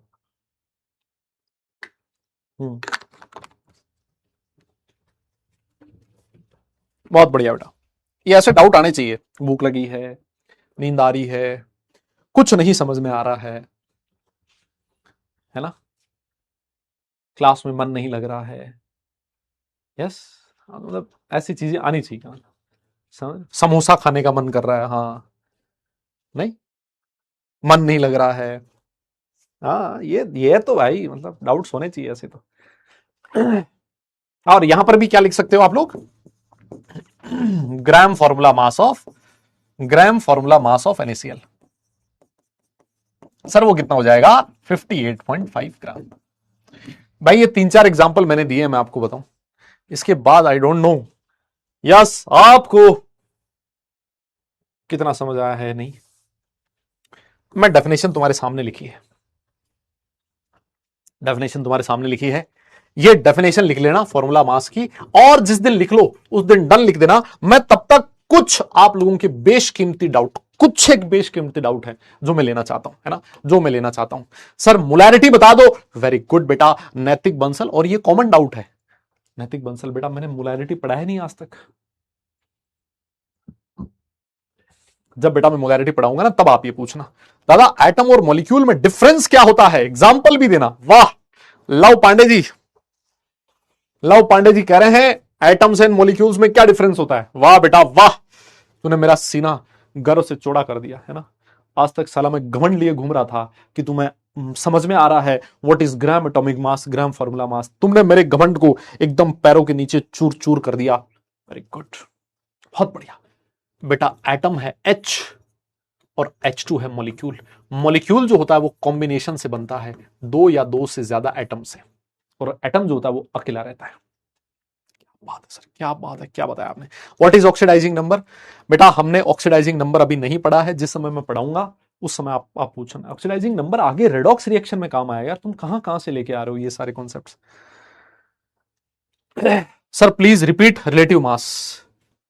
आदित्य बेटा लास्ट क्लास आप जाके देखिए, लास्ट क्लास में पूरा 1 घंटा मैंने रिलेटिव एटॉमिक मास पे पढ़ाया था, रिलेटिव एटॉमिक मास पे कैलकुलेट किया था, है ना। मेरी हाथ जोड़ के विनती है, ऐसा नहीं है कि मैं बताना नहीं चाह रहा हूं ये चीज क्या होती है, लेकिन मुझे पता है कि ये जो चीज है ये तुमने कुछ नहीं पढ़ रखा है, आप सिर्फ एक डाउट पूछ रहे हो। ये समझाने में 1 घंटा लगा था मुझे लास्ट क्लास में, है ना। तो एक बार के लिए आप लोग लास्ट क्लास में जाके देखो, आपको समझ आएगा बेटा, है ना। सर आपने एटॉमिक मास क्या है ये बताया नहीं, तो देख रहे हो मतलब कृष्णा पांडे जी कह रहे हैं कि एटॉमिक मास क्या है ये आपने बताया नहीं। बताओ, मैं साला एटॉमिक मास भी पढ़ाया हूं, मैं रिलेटिव एटॉमिक मास भी बताया हूं, मैं ग्राम एटॉमिक मास भी बताया हूं, सब कुछ बताया मैंने। ऐसे डाउट मत पूछो भाई, मैं ना मतलब श्राम ग्राम एटॉमिक मास बताया। हाँ बेटा ग्राम एटॉमिक मास अभी थोड़ी देर पहले बताया था। Sir check your understanding, question number 19 समझा दो, repeat the last class in short. Very good, बताओ सर मॉलिक्यूल और कंपाउंड में डिफरेंस क्या है। सर फॉर्मूला सिर्फ आयनिक कंपाउंड के लिए, हाँ बेटा फॉर्मूला मास सिर्फ हम लोग आयनिक कंपाउंड के लिए लिखते हैं, बिल्कुल सही कह रहे हो, है ना। फॉर्मूला मास जो है हम लोग सिर्फ आयनिक कंपाउंड्स के लिए लिखते हैं। वेरी गुड, ये से बिल्कुल सही कह रहे हो। सर मॉलिक्यूल और कंपाउंड में क्या डिफरेंस है। यार ये डाउट आज क्यों आ रहे हैं, मतलब मैं नहीं समझ पा रहा हूं, ये डाउट आज क्यों आ रही है। पहली क्लास में समझाया यार, मॉलिक्यूल क्या होता है कंपाउंड क्या होता है, पहली क्लास में समझाया है। बेटा आप लोग देख रहे हो इन लोगों से कंपटीशन है आपका। हेलो हेलो, जो बच्चे सिंसियरली पढ़ाई कर रहे हैं, जो बच्चे बहुत मेहनत से पढ़ाई कर रहे हैं, जो चुपचाप क्लास में बैठ के पढ़ाई कर रहे हैं, आप समझ लो जो मैं कह रहा था ना तुमसे कि 15 लाख लोग ये एग्जाम देते हैं, लेकिन उन 15 लाख लोग में से सिर्फ जो पढ़ने वाले बच्चे होंगे वो 3 से 4 लाख के आसपास होंगे। ये आपके कॉम्पिटिटर्स हैं, दीज आर योर कॉम्पिटिटर्स। तो आप खुश हो जाओ, जब भी ऐसे डाउट्स दिखते हैं तो आपको उदास नहीं होना है, आपको खुश होना है कि यही बच्चा है जो मेरे साथ IIT JEE का एग्जाम लिखेगा। ये बहुत अच्छी बात है ना, समझ रहे हो, है ना। These are your competitors. Luv Kush Punia कह रहा है सर एटम्स क्या होता है, व्हाट इज इंपेरिकल फॉर्मूला। मैंने नहीं पढ़ाया बेटा इंपेरिकल फॉर्मूला। सर क्या हीलियम मॉलिक्यूल हो सकता है, नहीं हीलियम एटॉमिक फॉर्म में एग्जिस्ट करता है बेटा, वो किसी के साथ कंबाइन नहीं होता। What is the difference between compound and molecule. देखो एक और डाउट आया, प्रतीक गुप्ता का भी डाउट है कि डिफरेंस क्या है मॉलिक्यूल और कंपाउंड में। बेटा देखो मॉलिक्यूल और कंपाउंड में डिफरेंस नहीं है, कंपाउंड का भी मॉलिक्यूल हो सकता है, जैसे H2 एक कंपाउंड है। कंपाउंड कैसे बनते हैं, दो या दो से ज्यादा एलिमेंट्स मिलके, है ना, कंपाउंड बनाते हैं। H2 एक मॉलिक्यूल, H2 एक कंपाउंड है, उस कंपाउंड का एक मॉलिक्यूल, उस कंपाउंड के 2 मॉलिक्यूल, उस कंपाउंड के 3 मॉलिक्यूल। H2 भी एक मॉलिक्यूल है, ये भी एक मॉलिक्यूल है, ये भी एक मॉलिक्यूल है, ये दोनों ही मॉलिक्यूल, लेकिन ये H2O का मॉलिक्यूल है, ये H2 का मॉलिक्यूल। मॉलिक्यूल का मतलब होता है कॉम्बिनेशन ऑफ एटम्स, जब एटम्स एक फिक्स रेशियो में कंबाइन हो। तो फिर बच्चा पूछता है सिर्फ कंपाउंड में मॉलिक्यूल में क्या डिफरेंस है। मैंने कहा देख ये मॉलिक्यूल है लेकिन ये कंपाउंड नहीं है, this is the molecule but this is not a compound, this is molecule but this is also a compound. समझ रहे, very good sir very good. What is this scanner. Sir molecular mass में आपने you नहीं लिखा, लेकिन formula mass में you लिखा है। मैंने रिलेटिव मॉलिक्यूलर मास में यू नहीं लिखा, आप समझ नहीं रहे हो गर्वित बेटा। मैंने रिलेटिव मॉलिक्यूलर मास में यू नहीं लिखा है, मैंने रिलेटिव मॉलिक्यूलर मास में यू नहीं लिखा है। मास ऑफ 1 मॉलिक्यूल ऑफ ग्लूकोज, मैं इसको मॉलिक्यूलर मास कह सकता हूं, मैंने बोला तो था मैं इसको मॉलिक्यूलर मास कह सकता हूं। अगर मैं तुमसे पूछूं ना what is the molecular mass of glucose, आप बोलोगे 182 यू। मैं आपसे पूछूं ना what is the relative molecular mass of glucose, आप बोलोगे 180, है ना। यस तो यहां पर भी अगर मान लो मैं आपसे पूछूं ना what is the relative formula mass of NaCl, आप बोलोगे 58.5। मैं आपसे पूछूं what is the formula mass of NaCl, मतलब वन फॉर्मूला यूनिट की बात कर रहा है, दैट इज 58.5 U। यस, बहुत बढ़िया सर, बहुत बढ़िया सर। देखिए एक और डाउट भाई, ये तो एकदम एकदम ये तो तगड़ा तगड़ा वाला क्वेश्चन बन रखा है यार, नहीं क्या? अरे कितने लोगों का डाउट है, what is the difference between molecule and compound, ये भाई साहब। Lighting struct mass, what is the mass of one photon, very good बेटा। सर फॉर्मूला यूनिट मास और मॉलिक्यूलर मास सेम होता है, हाँ आप सेम होता है, लेकिन सिर्फ नाम का डिफरेंस है। आयोनिक कंपाउंड के लिए उस मॉलिक्यूलर मास को फॉर्मूला मास कह दिया जाता है। सर प्लीज बताओ ना, और क्लोरीन 1:1 फॉर्मूला रेशियो में कैसे हो सकता है? क्लोरीन कहां है सर? Na और Cl। अरे मास से क्या रिलेशन है मेरे भाई, मास से क्या रिलेशन है? मान ले NaCl के स्ट्रक्चर के अंदर 6 Na+ है, NaCl के स्ट्रक्चर के अंदर 6 Cl- है। मैं तुमसे पूछूं Na+ और Cl- का रेशियो कितना है? आप बोलोगे सर 1:1 है। ये ले, मास से क्या रिलेशन आ गया ना, रेशियो। कुछ भी बात कर रहे हो भाई, कुछ भी बकवास कर रहे हो। मैं तुमसे कहूं 2 और 4 का रेशियो क्या, आप बोलोगे 1:2 है। वैसे 2 आयंस का रेशियो 1:1 है, क्यों नहीं हो सकता? चलो चलो, हाँ क्या ये रेशियो हमेशा कांस्टेंट रहेगा? बिल्कुल रहेगा साहब, है ना, बिल्कुल कांस्टेंट रहेगा। Very good sir, very good. क्या हम लोग आगे बढ़ सकते हैं? हाँ, टाइम वेस्ट नहीं करना। अब बताओ, अब डाउट ना देखें तो तुम साला वैसे उंगली करोगे। यस, और टाइम, ये डाउट ना देखें तब भी दिक्कत, डाउट देख लें तो कह रहे हैं टाइम वेस्ट कर रहे हो। यार मेरी गलती थोड़ी ना इस तरह के डाउट पूछ रहे हो आप लोग, यार मेरी गलती थोड़ी है कि इस तरह के डाउट पूछ रहे हो। हाँ मैं क्या करूं, अब जो डाउट आ रहा है मैं तो भाई वो पढ़ा रहा हूं यार, ऐसे क्या बात कर रहे हो। आओ सर आ जाओ, सर आ जाओ। आप तो जिस चीज का हम बेसब्री से इंतजार कर रहे थे सर, उस चीज पे चलो सर, बाकी बकवास छोड़ो। आप तो ये पढ़ाओ मोल क्या होता है। चलिए बताइए मोल क्या होता है। यस हाँ बेटा, देखो मैं आपको सीधी सी बात बताऊं, कई बार ऐसा होता है कि हम लोग क्लास में आते हैं, पिछली क्लास का रिवाइज करके नहीं आते। आप लोगों से मेरी हाथ जोड़ के विनती है ना, मैं किसी का डिसरिस्पेक्ट नहीं कर रहा हूं, किसी का कोई मजाक नहीं बना रहा, किसी को बुली नहीं कर रहा। मैं सिर्फ एक चीज चाहता हूं आप लोग कि हर क्लास आप लोग पढ़ के आए, हर क्लास रिवाइज करके आए, तभी आपको फिजिकल केमिस्ट्री समझ में आने वाली है। ये वो हिस्ट्री नहीं है जो ये कह दे कि भारत के पहले प्रधानमंत्री कौन थे, जिसको पता है, जिसको नहीं पता नहीं पता। अगर आप पहली क्लास में नहीं भी आए थे तब भी उसको याद किया जा सकता है, क्योंकि अगली क्लास में तो यह पढ़ाया जाएगा कि भारत के इस समय प्रधानमंत्री कौन है।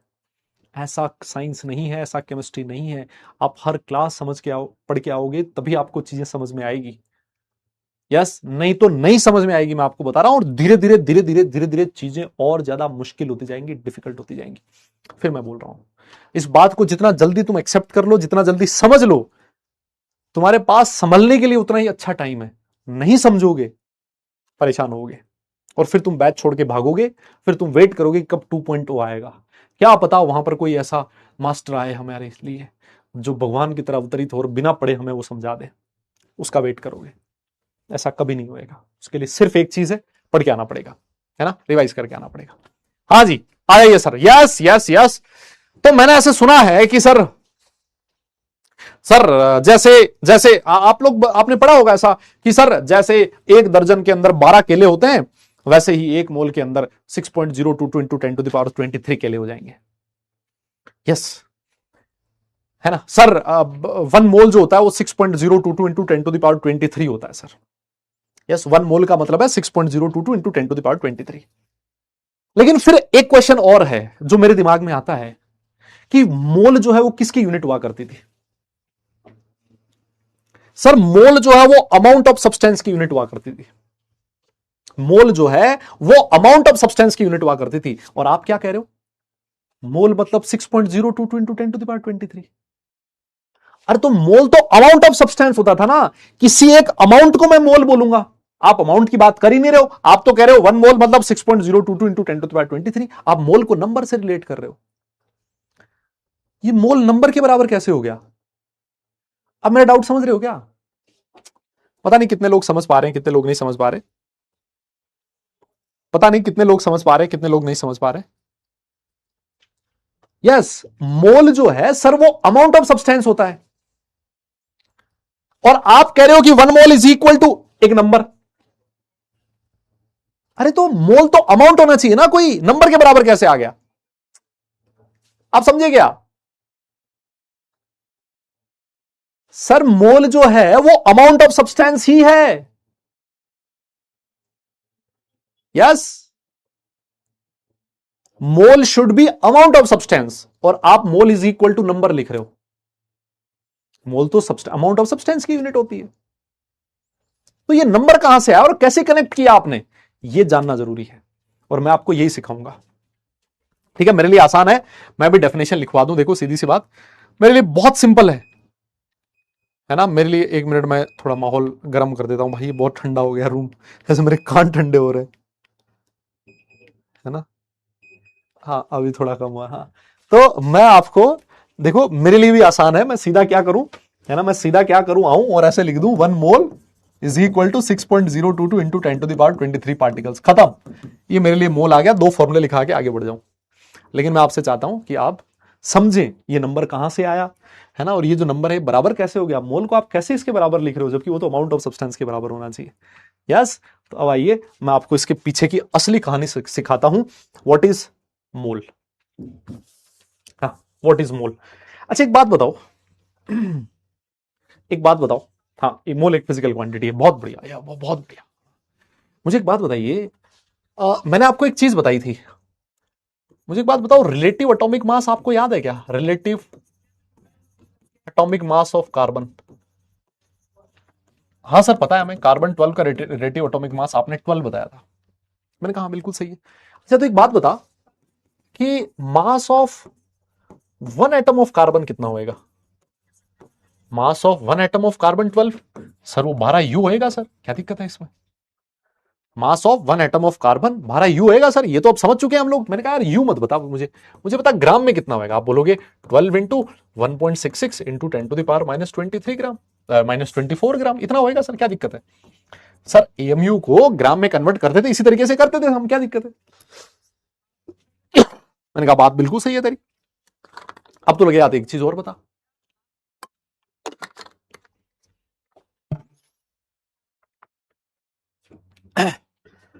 अगर मैं आपसे क्वेश्चन पूछूं कि बेटा बताओ कार्बन 12 के एक एटम का मास इतना ग्राम है, तो नंबर ऑफ एटम्स, मैं आपसे अगर क्वेश्चन पूछ लूं number of atoms in 12 gram of carbon 12 कितने होंगे, कैसे निकालोगे। मेरा आपसे क्वेश्चन यह है कि अगर कार्बन 12 के एक एटम का मास, कार्बन 12 के एक एटम का मास इतना ग्राम है, तो 12 ग्राम में कितने एटम्स होंगे, क्या आप निकाल सकते हो क्या। अरे सर आप ये क्या पूछ रहे हो हमसे, सर ये मैथ्स है सर, हमने ये मैथ्स सर हमने दूसरी तीसरी क्लास में पढ़ ली थी सर, आप कैसी बात कर रहे हो सर। सर एक बात बताओ कि 12 इंटू 1.66 इंटू 10⁻24 ग्राम, इसका मतलब क्या है, इसका मतलब है एक एटम, अगर इतना ग्राम है तो एक एटम है, तो 12 ग्राम है तो कितने एटम होंगे, 12 ग्राम है तो सर इतने एटम होंगे, इंटू 12 इतने एटम्स होंगे। मतलब सर 12 को डिवाइड कर दो सर 12 इंटू 1.66 इंटू 10⁻24 से, इतने एटम्स आएंगे सर। सर यहां देखिए ये 12 से 12 उड़ गया, और सर ये वैल्यू किसके इक्वल मिल रही है, 1 अपॉन, ये तो सर 1.66 इंटू 10⁻24। और मैं आपकी जानकारी के लिए बताऊं, जब आप इसको सॉल्व करोगे ना, जब आप इसको सॉल्व करोगे पता कितना मिलेगा, ये मिलेगा 6.022 इंटू 10⁻23 एटम्स।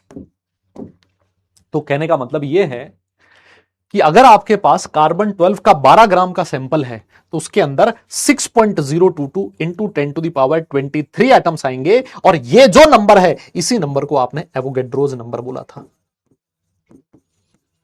इसी को आपने क्या नाम दिया था, एवोगैड्रोज नंबर। क्या आपको ये कैलकुलेशन समझ में आई क्या दादा, अरे बोलो ना। अच्छा ये नहीं समझ में आया सर, ये कैसे आपने किया सर, सर ये कैसे किया आपने, है ना, ये कैसे हुआ, ये कैसे आ गया सर। हाँ भाई अब यही बचा है बेटा, ये बताने को कि ये कैसे आ गया। सुनिए सुनिए, इससे ये कैसे आया, इधर आइए देखिए, ऐसी कैलकुलेशंस को कैसे सॉल्व करना होता है मैं आपको बताता हूं। हाँ अभी बताते हैं ऐसी कैलकुलेशंस को कैसे सॉल्व करना। आप एक काम कीजिए, ये जो 10⁻24 है इसको ऊपर ले जाओ, जब आप ऊपर ले जाओगे तो क्या बचेगा, 10⁻24 हो जाएगा, डिवाइडेड बाय 1.66 हो जाएगा। मानते हो इस चीज को, हाँ सर बिल्कुल मानते हैं। सर ये जो 10⁻24 है, क्या इसको मैं ऐसे लिख दूं क्या, 10 इंटू 10 ऐसे लिख दूं क्या? हाँ सर ऐसे लिख सकते हो, कोई दिक्कत नहीं है। मतलब ये जो वैल्यू है ये क्या बन गई, इसको आप ऐसे लिख सकते हो 10/1.66 इंटू 10⁻23। ऐसे बन गया? हाँ सर। और ये जब आप 10 को 1.66 से डिवाइड करोगे ना 6.022 मिलेगा इंटू 10⁻23।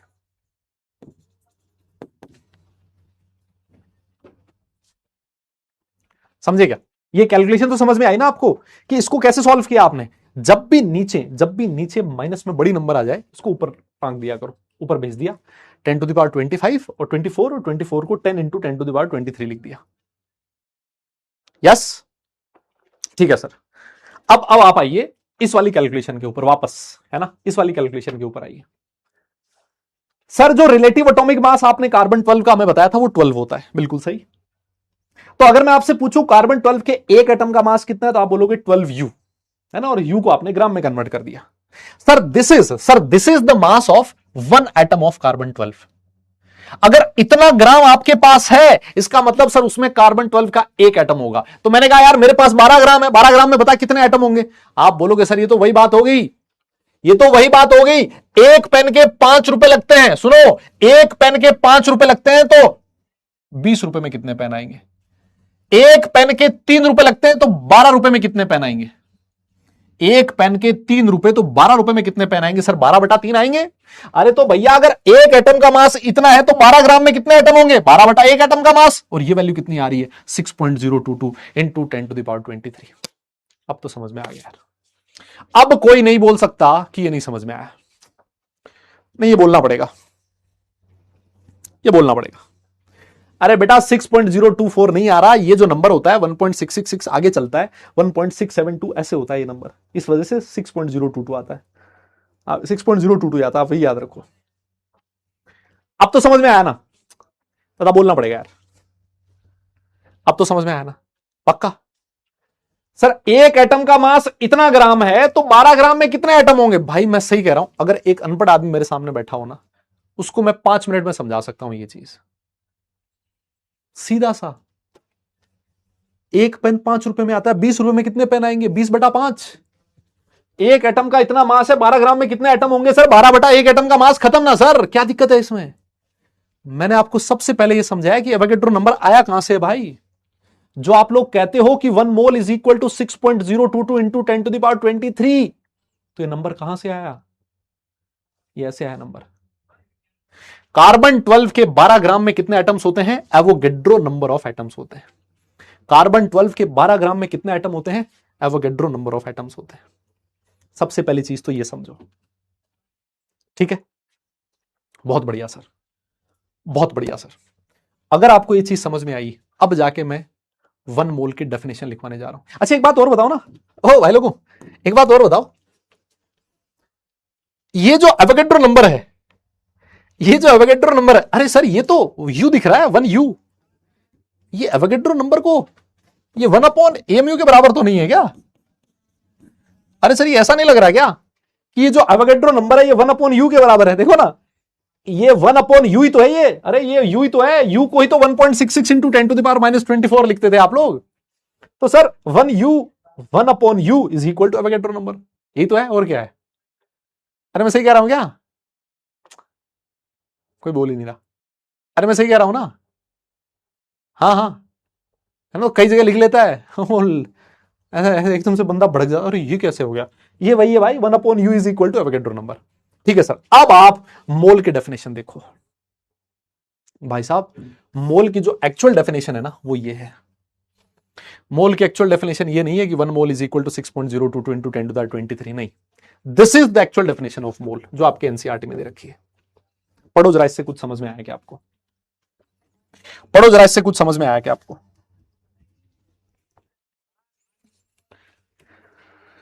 पढ़ो जरा, कुछ समझ में आया क्या इसको? क्या कह रहा है डेफिनेशन? डेफिनेशन ये कहती है कि mole is the amount of substance. Mole आज भी अमाउंट ऑफ सब्सटेंस ही है, लेकिन कौन से अमाउंट को मैं बोलूंगा? That contains. किस अमाउंट को मोल बोला जाएगा? जिस अमाउंट के अंदर क्या प्रेजेंट हो? जिस कंपाउंड के अंदर as many species as there are atoms present in 12 gram of carbon 12। किसी भी सब्सटेंस के उस अमाउंट को मोल बोला जाएगा जिस अमाउंट में उतने ही पार्टिकल्स प्रेजेंट हो, कितने, जितने की 12 ग्राम ऑफ कार्बन 12 में प्रेजेंट है। तो sir 12 gram atoms in exactly 12 gram of carbon 12, इसमें कितने एटम्स हैं सर? अभी हमने कैलकुलेट किया 6.022 into 10 to the power 23 atoms present है सर कार्बन 12 के 12 ग्राम में। अब इस डेफिनेशन को वापस से पढ़ो डेफिनेशन को कि 1 mole is the amount of substance that contains 1 mole is the amount of substance that contains 6.022 into 10 to the power 23 species। ये जो नंबर आप बोल रहे थे वो अमाउंट ऑफ सब्सटेंस से इस तरीके से रिलेट हो रहा है। कोई बोल ही नहीं रहा यार भाई, मैंने किसको पढ़ा दिया समझ ही नहीं आया। नहीं, तुम नहीं समझे अभी भी, मुझे पता तुम नहीं समझे अभी भी। थोड़ी सी मुझे आप लोगों की चैट बंद करनी पड़ेगी, मुझे ऐसा लग रहा है, मुझे ऐसी फील आ रही है ना, मुझे ऐसी फील आ रही है कि मुझे थोड़ी सी चैट बंद करनी पड़ेगी आपकी, ऐसी फील आ रही है मुझे। नहीं समझे आप, मैं समझाता हूं। देखिए जैसे मान लीजिए आपके पास एक बॉक्स है ना, और ये जो बॉक्स है, इस बॉक्स के अंदर आप सोडियम के एटम्स भरने लगे। मैंने कहा बेटा इस बॉक्स के अंदर सोडियम के एटम भर, कह रहा हां सर भर रहा हूं। आप भरते गए सोडियम के एटम भरते गए। मैं बताऊं तुमने जी जान लगा दी सोडियम के एटम भरने में। भाई जो एटम भरे हैं तुमने, दिन रात सोडियम के एटम भरे तुमने, दिन रात सोडियम के एटम भरे तुमने। और एक दिन ऐसा आया जिस दिन तुम लोगों ने इसमें सोडियम के कितने एटम्स भर दिए, 6.022 into 10 to the power 23 atoms भर दिए। एक दिन ऐसा आया जिस दिन तुम लोगों ने इस कंटेनर के अंदर कितने एटम्स डाल दिए, इतने एटम्स डाल दिए। जब इस कंटेनर में इतने एटम्स आ गए तो ये जो इतने एटम्स का मास था, ये जो अमाउंट था, that amount is called as 1 mole. मैं आपसे पता है क्या बोलूंगा, मैंने कहूंगा बेटा शाबाश आपने 1 मोल सोडियम एटम भर दिए। क्या आप समझे क्या मेरी बात? आपने 1 मोल सोडियम एटम भर दिए। Yes you are a bad teacher. बहुत बहुत बुरा टीचर। बैड नहीं, वेरी बैड लगाओ बे। हाँ बैड तो बहुत वो हो गया, वेरी वेरी वेरी। जब आप इसमें सोडियम के एटम भरते गए और जब इतने एटम्स भर दिए तो ये जो अमाउंट ऑफ सब्सटेंस था, दिस इज कॉल्ड एज 1 मोल। तो आपने पता है क्या बोल दिया इसको, आपने इसको इस तरीके से लिख दिया कि 1 mole is equal to 6.022 into 10 to the power 23 atoms of sodium. आपने इसको इस तरीके से कह दिया। लेकिन एक्चुअली पता है ये क्या था सर? एक्चुअली बहुत आसान था। ये इतने एटम्स का जो मास है, जितने एटम्स का जो अमाउंट है, उस अमाउंट को मैं बोलूंगा 1 मोल, है ना, उस अमाउंट को मैं बोलूंगा 1 मोल। और समझो जैसे मान लो मैंने आपसे कहा 1 मोल ऑफ सोडियम एटम्स, है ना। जैसे मान लीजिए आपके पास ये एक और कंटेनर था, मैंने आपसे कहा बेटा इस कंटेनर के अंदर हाइड्रोजन के मॉलिक्यूल भर दे, हाइड्रोजन के मॉलिक्यूल भर दे। आपने बोला सर बिल्कुल भर दूंगा। आप हाइड्रोजन के मॉलिक्यूल भरते गए,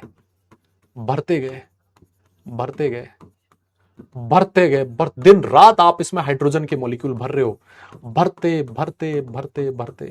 एक दिन ऐसा आया बेटा, है ना, एक दिन कैसा आया, एक दिन ऐसा आया जिस दिन आपने इसके अंदर 6.022 into 10 to the power 23 molecules भर दिए, किसके, हाइड्रोजन के। जब आपने इसके अंदर इतने मॉलिक्यूल भर दिए तो ये जो अमाउंट ऑफ सब्सटेंस है इस कंटेनर का, this amount is called as 1 mole of hydrogen molecules. और इसको जाके आप लोग पता है क्या कह देते हो बाद में, आप इसको ऐसे लिख देते हो 1 mole is equal to 6.022 into 10 to the power 23 molecules of H2। तो जो डेफिनेशन है ना, डेफिनेशन को समझाना अलग चीज है महाराज। मैंने आपसे कहा ना, मैं चाहूं तो सीधा सा ये लिख सकता था 1 mole is the collection of 6.022 into 10 to the power 23 particles. मेरे लिए बहुत आसान है और तुम्हें भी समझने में बहुत आसानी रहेगी।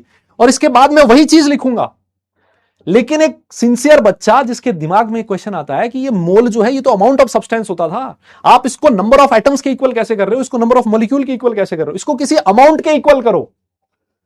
तो मैं कहूंगा इतना जो अमाउंट है दिस इज 1 मोल। तो मोल आज भी अमाउंट ऑफ सब्सटेंस है, लेकिन इसके अंदर कितने एटम्स हैं, इतने एटम्स। इसके अंदर कितने मॉलिक्यूल्स हैं, इतने मॉलिक्यूल्स। आप समझिए।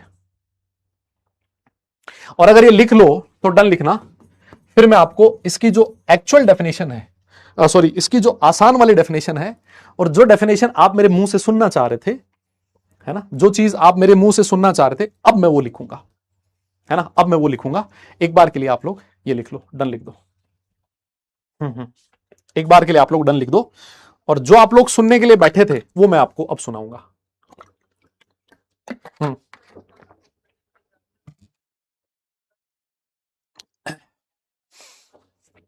वो मैं आपको अब सुनाऊंगा। आप मेरे से ये सुनने के लिए बैठे थे, आप मेरे से ये सुनने के लिए बैठे थे कि 1 mole is the collection of 1 mole is the collection of 6.022 into 10 to the power 23 particles. आप मेरे मुंह से ये सुनना चाह रहे थे, है ना, क्योंकि आप लोगों ने दिमाग में बिठा रखा था कि 1 मोल इज इक्वल टू इतना होता है। और लेकिन हमें अगर उसके पीछे की कोई कहानी सुनानी चाहिए तो फिर हमें थोड़ा सा कष्ट होता है। हमें लगता है ये क्या सुना रहा है, ये क्या कह रहा है भाई, है ना, ये क्या कह रहा है, हमने तो फट रखा है मोल, हम तो ज्ञानी है पहले से ही। हाँ, तो अगर मैं आपसे मैं कहूं कि 1 मोल ऑफ हीलियम एटम्स, बताइए इसका क्या मतलब है, इसका क्या मतलब है। अगर मैं आपसे कहूं 1 mole of oxygen O2 molecules, इसका क्या मतलब है। अगर मैं आपसे ये कहता हूं कि 1 मोल ऑफ NaCl, इसका क्या मतलब है। अगर मैं आपसे कहूं 1 मोल ऑफ नाइट्राइड आयंस, इसका क्या मतलब है। यस, इसका क्या मतलब है। अब मेरे से बच्चा पूछेगा सर ये पार्टिकल्स क्यों लिखा आपने। मैंने कहा यार पार्टिकल का मतलब एटम भी हो सकता है, मॉलिक्यूल भी हो सकता है, आयंस भी हो सकते हैं, कुछ भी हो सकता है एक्सेट्रा, जिसका आप 1 मोल कह रहे हो। अगर मान लो आप कह रहे हो 1 मोल एटम, तो यहां एटम लिख दो 6.022 इंटू 10 टू द पावर 23। अगर आप कह रहे हो मॉलिक्यूल 1 मोल ऑफ मॉलिक्यूल, इसका मतलब यहां मॉलिक्यूल लिख दो। 1 मोल ऑफ आयन, इसका मतलब आयन लिख दो, खत्म है सर, इसमें कोई दिक्कत नहीं। जैसे अगर आप लोग ये पूछो कि 1 मोल ऑफ हीलियम एटम्स, इसका मतलब है 6.022 into 10 to the power 23 atoms of helium, इसका मतलब ये है सर। अगर मान लो मेरे से कोई कहता है कि 1 mole of oxygen molecule O2 molecule, इसका मतलब यह है 6.022 into 10 to the power 23 molecules of O2। मतलब जिसका मोल निकालना है वो लिख दो। अगर आप कह रहे हो 1 मोल ऑफ NaCl, NaCl क्या था सर, एक NaCl एक आयनिक कंपाउंड था, इसका मतलब है 6.022 into 10 to the power 23 formula units of NaCl। Formula, वहां पर मॉलिक्यूल नहीं कहते थे ना, मॉलिक्यूल की जगह फॉर्मूला यूनिट कहते थे। अगर कोई मेरे से कहता है 1 mole of N3 minus ion, इसका मतलब यह है 6.022 into 10 to the power 23 ions of N3 minus. क्या आप मेरी बात समझ पा रहे हो क्या, क्या आप मेरी बात समझ पा रहे हो क्या। ज्यादा बोलना पड़ेगा यार। क्या आपको मेरी बात समझ में आई है क्या, जो मैं कहना चाह रहा हूं आपको, जो मैं समझाना चाह रहा हूं आपको। अब मोल में जितना आप टाइम दोगे ना, धीरे धीरे ये मोल आपके लिए और आसान होता जाएगा, मैं आपको बताऊं। यस, ये आपके लिए और आसान होता जाएगा।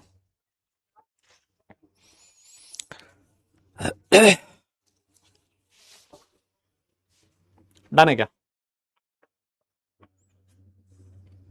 पक्का सोच लो एक बार, डन लिख देना। हो गया तो अगर नोट कर लिया तो डन लिखना। ये धीरे धीरे समझ में आएगा। मैं आपको कह रहा हूं आज आपको मोल हो सकता है मुश्किल लगे, कल और आसान लगेगा, कल वाली जो क्लास होगी ना, परसों और आसान लगेगा, क्योंकि हम मोल मोल मोल मोल इतनी बार नाम ले लेंगे, इतनी बार क्वेश्चंस कर लेंगे, आसान ही आसान होता जाएगा, है ना। हाँ आओ सर देखो, और चीज, अगर मान लो आपसे कोई कहे कि सर मोलर मास क्या होता है, सर मोलर मास क्या होता है, बता सकते हो मोलर मास क्या होता है। सर ये तो आसान है।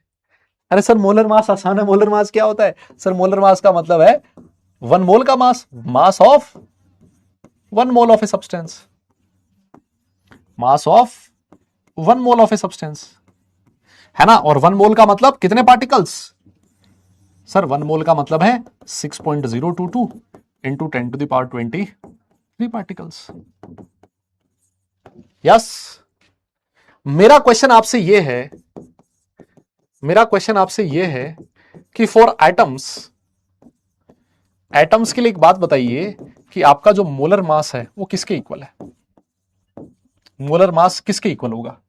और मॉलिक्यूल्स के लिए जो मोलर मास है वो किसके इक्वल है?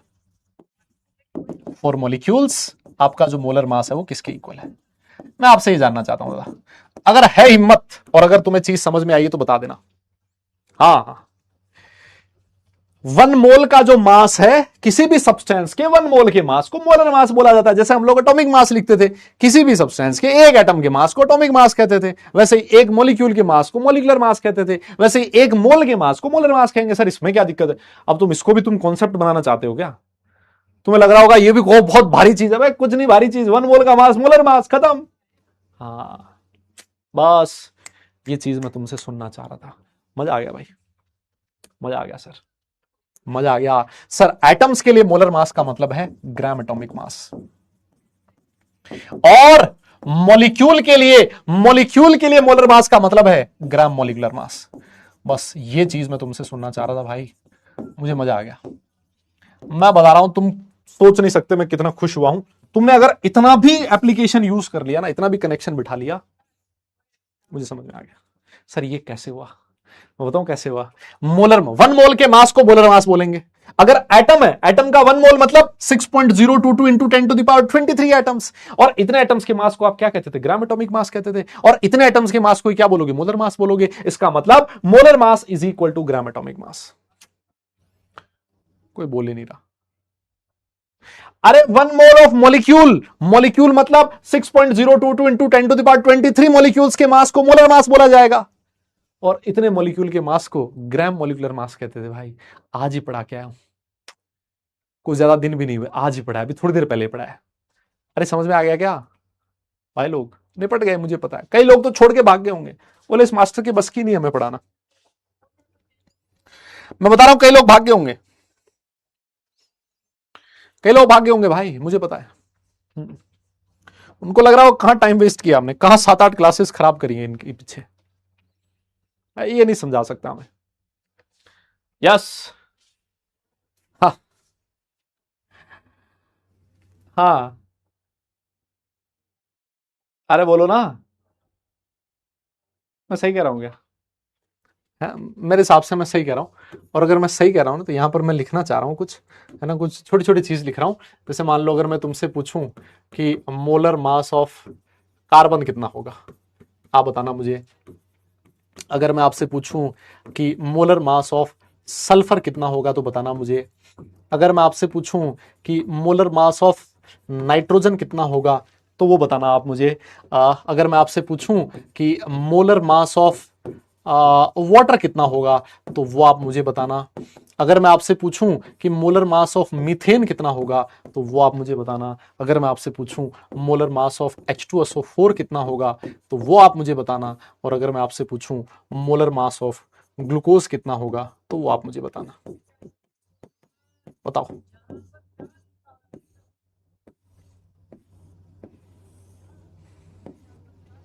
हो गया ना? हो गया ना? यस सर, कार्बन का एटॉमिक मास होता है 12 gram is the molar mass, है ना? यस, 12 ग्राम पर मोल आप इसको लिख सकते हो ना, ग्राम पर मोल इसकी यूनिट होती है। ये कितना हो जाएगा? 32 ग्राम पर मोल। ये कितना हो जाएगा? 14 ग्राम पर मोल। ये कितना हो गया? 18 ग्राम पर मोल। ये कितना हो गया? 16 ग्राम पर मोल। ये कितना हो गया? 98 ग्राम पर मोल। एंड दिस इज 180 ग्राम पर मोल। बताइए, क्या आप समझे क्या? क्या आप समझे क्या मेरी बात? और क्या तुम समझ पा रहे हो इस बात को कि मैंने क्यों शुरुआत करी रिलेटिव एटॉमिक मास से? क्यों मैंने तुम्हें एटॉमिक मास के बारे में बताया? क्यों मैंने तुम्हें ग्राम एटॉमिक मास के बारे में बताया? और अब मैं आपको मोलर मास के बारे में बता रहा हूं। तो सबका मतलब अलग अलग तरीका है भाई पढ़ाने का। मैं इस तरीके से पढ़ाता हूं, मुझे लगता है यही है जो एक्चुअली कॉन्सेप्ट बिल्ड करता है। तो आज के बाद आज के बाद इस बात को याद रखें। हाँ,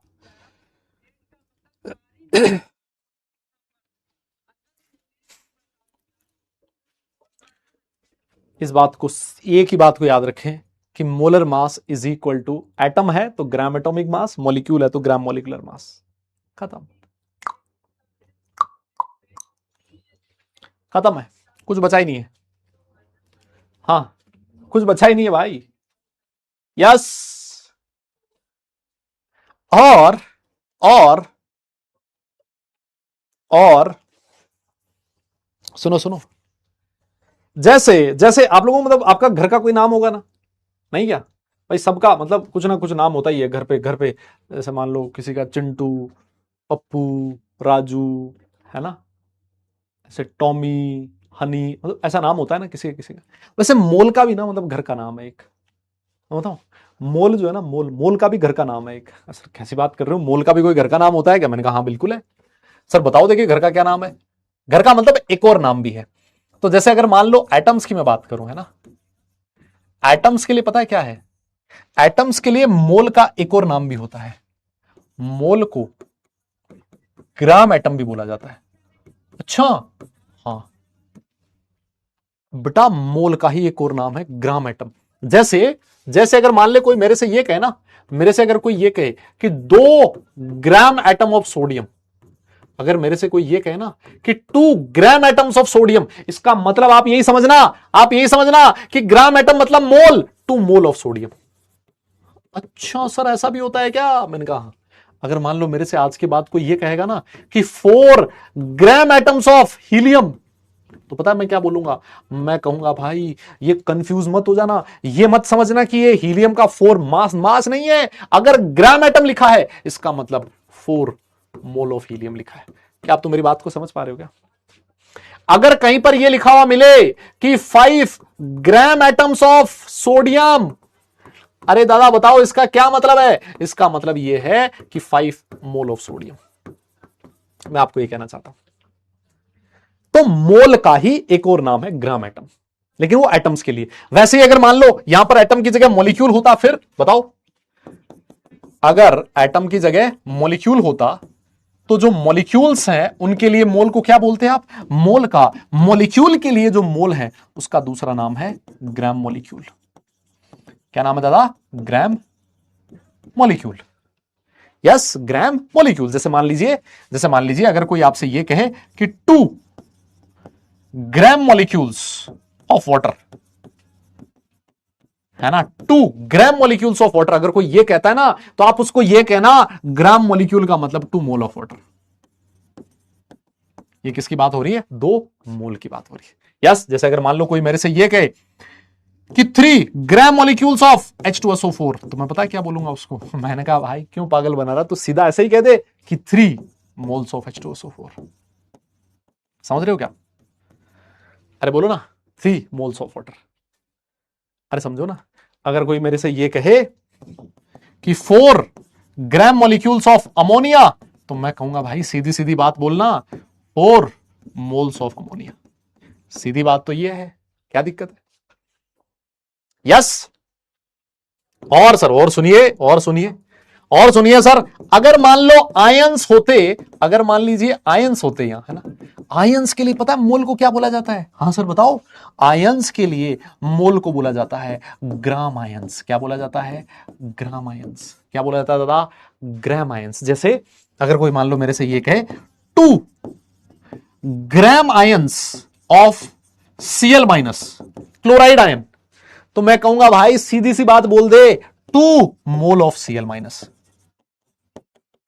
क्यों घुमा फिरा रहा है? तो अगर कोई मेरे से ये कहे कि 4 ग्राम आयंस ऑफ Na+, तो मैं उसको कहूंगा भाई सीधी सी बात बोलना कि 4 मोल ऑफ सोडियम प्लस आयंस।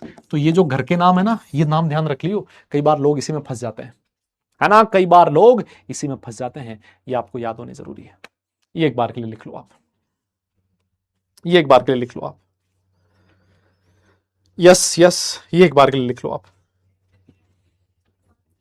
पता नहीं मैं मतलब कितने लोगों को समझा पाया हूं ये चीजें, लेकिन मैंने भाई मेहनत खूब करी है।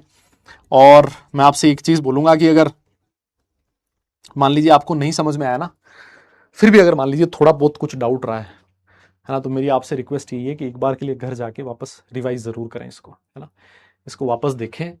ये मुश्किल चीज नहीं है, ये बहुत आसान चीज है। यस, आपको समझ में आएगी, मेरी गारंटी है ना, आपको मेरी बात समझ में आएगी। यस, और अगर आप लोगों ने लिख लिया है ना, अगर आप लोगों ने लिख लिया है, जितना मैं चाह रहा था उतना तो कवर नहीं हो पाया, हालांकि हमारे पास टाइम है अभी 10-1 मिनट है ना, हमारे पास टाइम है अभी। एक आधा डाउट देखता हूं, फिर उसके बाद मोल कैसे कैलकुलेट करें उसका फॉर्मूला मैं आपको लिखवाऊंगा। सर इस पे क्वेश्चन कैसे बनेंगे, हाँ मैं अभी बताऊंगा। सर Na और Na प्लस में ही ये देखो भाई लोग, क्या बात है, ये आया डाउट जबरदस्त। कह रहा पता है Na एंड Na प्लस में क्या डिफरेंस है। पहली बात तो ये बता, तूने Na प्लस देखा कहां, पता है ये बच्चा क्या कर रहा है, ये कंफ्यूज हो रहा है किसमें, ये कंफ्यूज हो रहा है Na एंड Na प्लस। बेटा आपका क्या नाम है, सहज, बेटा सहज, ये Na और ये Na अलग अलग है, ये दोनों Na अलग अलग है, ये दोनों अलग अलग है।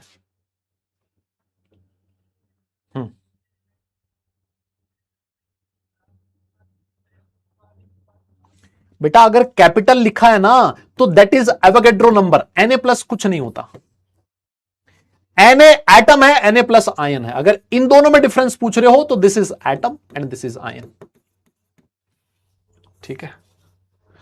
सर मोलर मास और ग्राम एटॉमिक मास सेम होता है तो दोनों की यूनिट अलग अलग, यूनिट क्यों नहीं होगी भाई, वो एटम्स का मास है सिंपल, और मोलर मास इज 1 मोल का मास, तो जितना भी मास आएगा पर मोल, पर मोल, मोलर मास 1 मोल के लिए डिफाइन होता है, दैट्स व्हाई पर मोल। जैसे मान लो कोई चीज 1 ग्राम के लिए डिफाइन है तो पर ग्राम लिखते हैं ना, वैसे ये पर मोल के लिए डिफाइन है तो पर मोल, ठीक है। सर ग्राम एटॉमिक सेम, अच्छा अच्छा अच्छा, सेम डाउट था। Molar mass is equal to gram molecular mass, हाँ मॉलिक्यूल्स के लिए molar mass is equal to gram molecular mass. Sir अगर molar mass,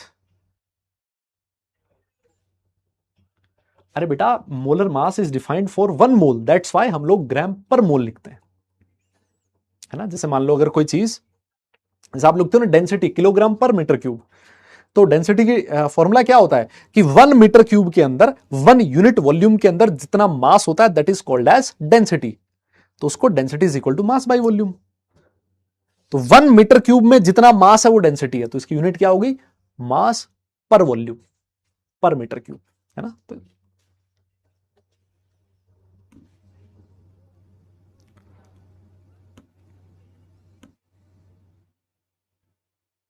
2 mole of sodium is equal to इतना gram of Na, बिल्कुल सही है, सही कह रहे हो आप लोग। अच्छा एक बात बताओ, एक बात और बताओ, एक बात बताओ, हाँ हाँ ये मुझे लग रहा है कैलकुलेशन की बात आ गई है कि साहब इतना ग्राम इतना कैसे, यस यस यस। एक बात बताओ, अगर मुझे मोल कैलकुलेट करना हो, सुनो मेरी बात, जैसे मान लो आपने कहा सर, आपने कहा सर मोलर मास, यस आपने अभी थोड़ी देर पहले मुझे कहा कि मोलर मास ऑफ हीलियम कितना होता है, जल्दी बताओ, हीलियम का मोलर मास कितना लिखूं, जल्दी बताओ जल्दी बताओ भाई लोग, जल्दी जल्दी जल्दी, हाँ हाँ एक बार के लिए। अरे बेटा थोड़ा सा पढ़ लेते हैं, ये ये 2 फॉर्मूले लिख लेते हैं। ये फॉर्मूले इसलिए क्योंकि मैंने जो आज डीपीपी बनाई है ना, उस डीपीपी में इन फॉर्मूलों पे बेस्ड क्वेश्चंस दिए हैं। सुनो मेरी बात, जो मैंने डीपीपी बनाई है ना आज की, उस डीपीपी में इन फॉर्मूलों पे बेस्ड क्वेश्चंस हैं, तो मैं चाह रहा हूं कि एक बार के लिए ना ये 2 फॉर्मूले लिख देते हैं जिससे कि आप लोग डीपीपी के क्वेश्चन सॉल्व कर पाओ, है ना। नहीं तो फिर तुम बोलोगे कि सर डीपीपी जो है उसके क्वेश्चंस अलग से आ गए। हाँ सर आप ये बोलोगे कि सर ये होता है सर 4 ग्राम पर मोल, है ना, ठीक है ना, या 4 ग्राम लिख दो एक बार के लिए, कोई दिक्कत नहीं। अब मैंने क्या किया, आपको हीलियम का सैंपल दिया, ये लगा हीलियम का सैंपल, इसमें हीलियम भरा हुआ है और हीलियम का मास कितना भरा हुआ है इसके अंदर, 12 ग्राम, है ना। हीलियम भरते भरते भरते भरते मैंने 12 ग्राम हीलियम भर दिया इसके अंदर। मैंने पूछा बेटा एक बात बताओ, इस हीलियम का जो सैंपल है 12 ग्राम जो सैंपल है, इसके अंदर मोल्स ऑफ हीलियम कितने हैं, हीलियम के कितने मोल भर रखे हैं आपने। आप बोलोगे सर कैसी बात कर रहे हो, अगर हीलियम का 1 मोल होगा तो उसका मास 4 ग्राम होएगा, और हमारे पास हीलियम के 12 ग्राम है, तो बताओ मोल कितने हो गए। अरे सर अगर 4 ग्राम में 1 मोल होता है तो 12 ग्राम में कितने मोल होंगे, सर 12/4 इज इक्वल टू 3 मोल होंगे। सर ये क्या बात कर ली सर, आपने क्या क्वेश्चन पूछ लिया। अच्छा तो मैंने कहा बेटा क्या तू नंबर ऑफ मोल्स का ये फॉर्मूला लिख सकता है क्या? बोले सर कौन सा फॉर्मूला? मैंने कहा given mass of substance divided by molar mass of substance. क्या आप ये फॉर्मूला लिख सकते हो क्या? मैं आपसे ये क्वेश्चन पूछना चाहता हूं, क्या आप ये फॉर्मूला लिख सकते हो क्या?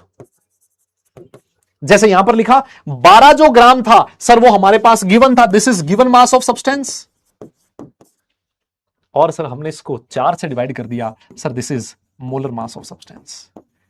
किसी भी सब्सटेंस के गिवन मास को मोलर मास से डिवाइड कर दो तो आपको क्या मिल जाता है? मोल मिल जाते हैं सर। यस अरे बोलो ना। जैसे अगर मान लो मैं आपसे कहूं, एग्जाम्पल मैंने लिखा कि 46 ग्राम ऑफ सोडियम है ना, आपके पास सोडियम है, उसका सैंपल कितना है? 46 ग्राम है, और आपसे पूछा जाए कि मोल्स ऑफ सोडियम कितने हैं, बताइए जरा कितना लिखोगे? मोल्स ऑफ सोडियम कितना लिखोगे? यस यस यस दादा, मोल्स ऑफ सोडियम कितना लिखोगे? जल्दी बताओ, कितना लिखोगे? 2 मोल। कैसे लिखा आपने? अरे सर मोल्स कैसे निकालते हैं? सर मोल्स ऑफ सोडियम का फॉर्मूला होएगा मास of sodium divided by molar mass of sodium. Sir अभी आपने बताया मास of sodium divided by molar mass of sodium. Sir हमें सोडियम का मास कितना दिया? 46 ग्राम, और सोडियम का मोलर मास कितना होता है सर? 23। इसका मतलब सर सोडियम के कितने मोल हैं? 2 मोल हैं सर। क्या दिक्कत क्या है सर? कोई बोल ही नहीं रहा यार, अरे बताओ तो सही।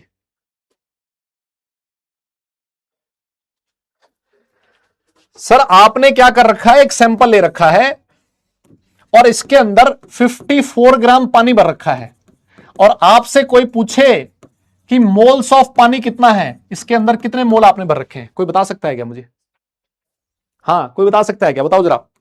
सर आपने एक और सैंपल ले रखा है और इसके अंदर 64 ग्राम मीथेन भर रखा है, तो बताइए इसके अंदर मोल्स ऑफ मीथेन कितने हैं? इसके अंदर मोल्स ऑफ मीथेन कितना है?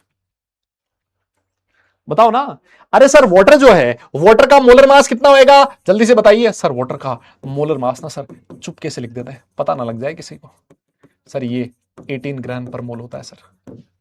यस, और सर मैं आपको बताऊं, जो मोल्स ऑफ फॉर्मूला होता है ना मोल्स का, वो आएगा sir mass of water divided by molar mass of water.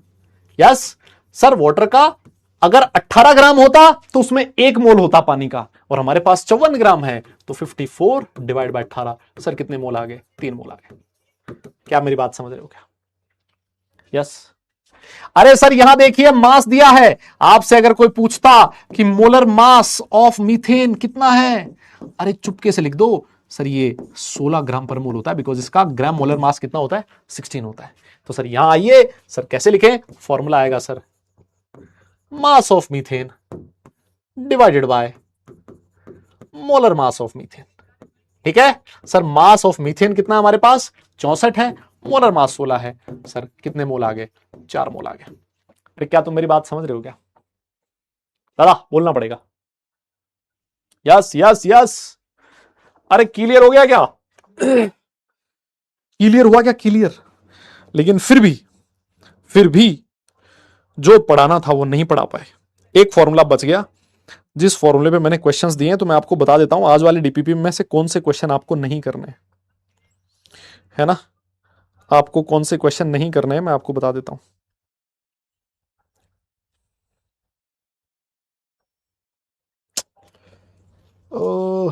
ये तो मुझे लग रहा है मैक्सिमम उसी पे है यार, वेस्ट।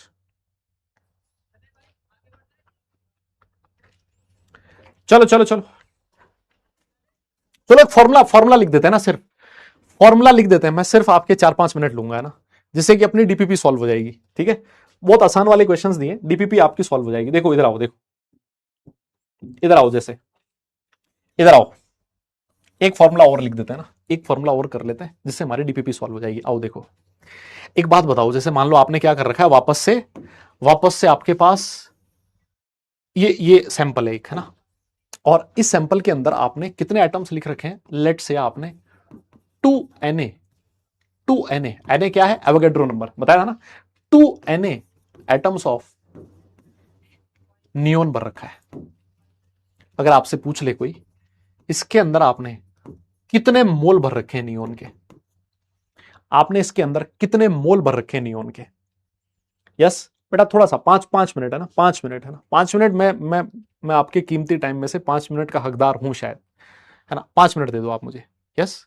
हाँ, मैं आपसे ये जानना चाह रहा हूं कि अगर आपने इसके अंदर 2Na एटम्स भर रखे हैं तो बताइए आपने कितने मोल भर रखे हैं।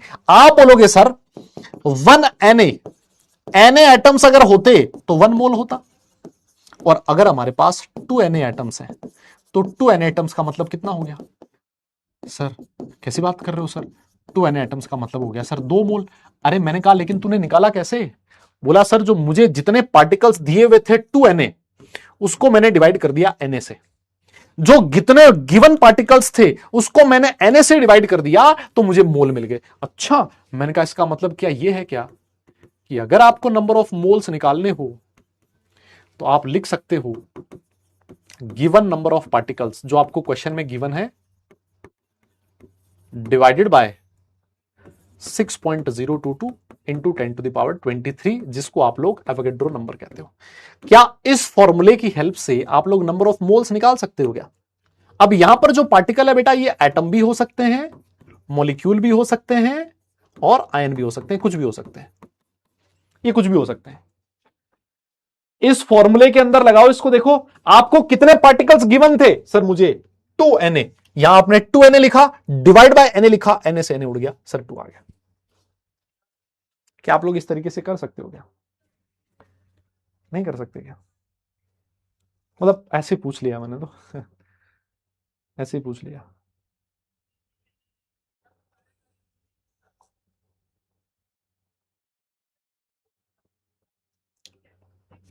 कर सकते हो ना?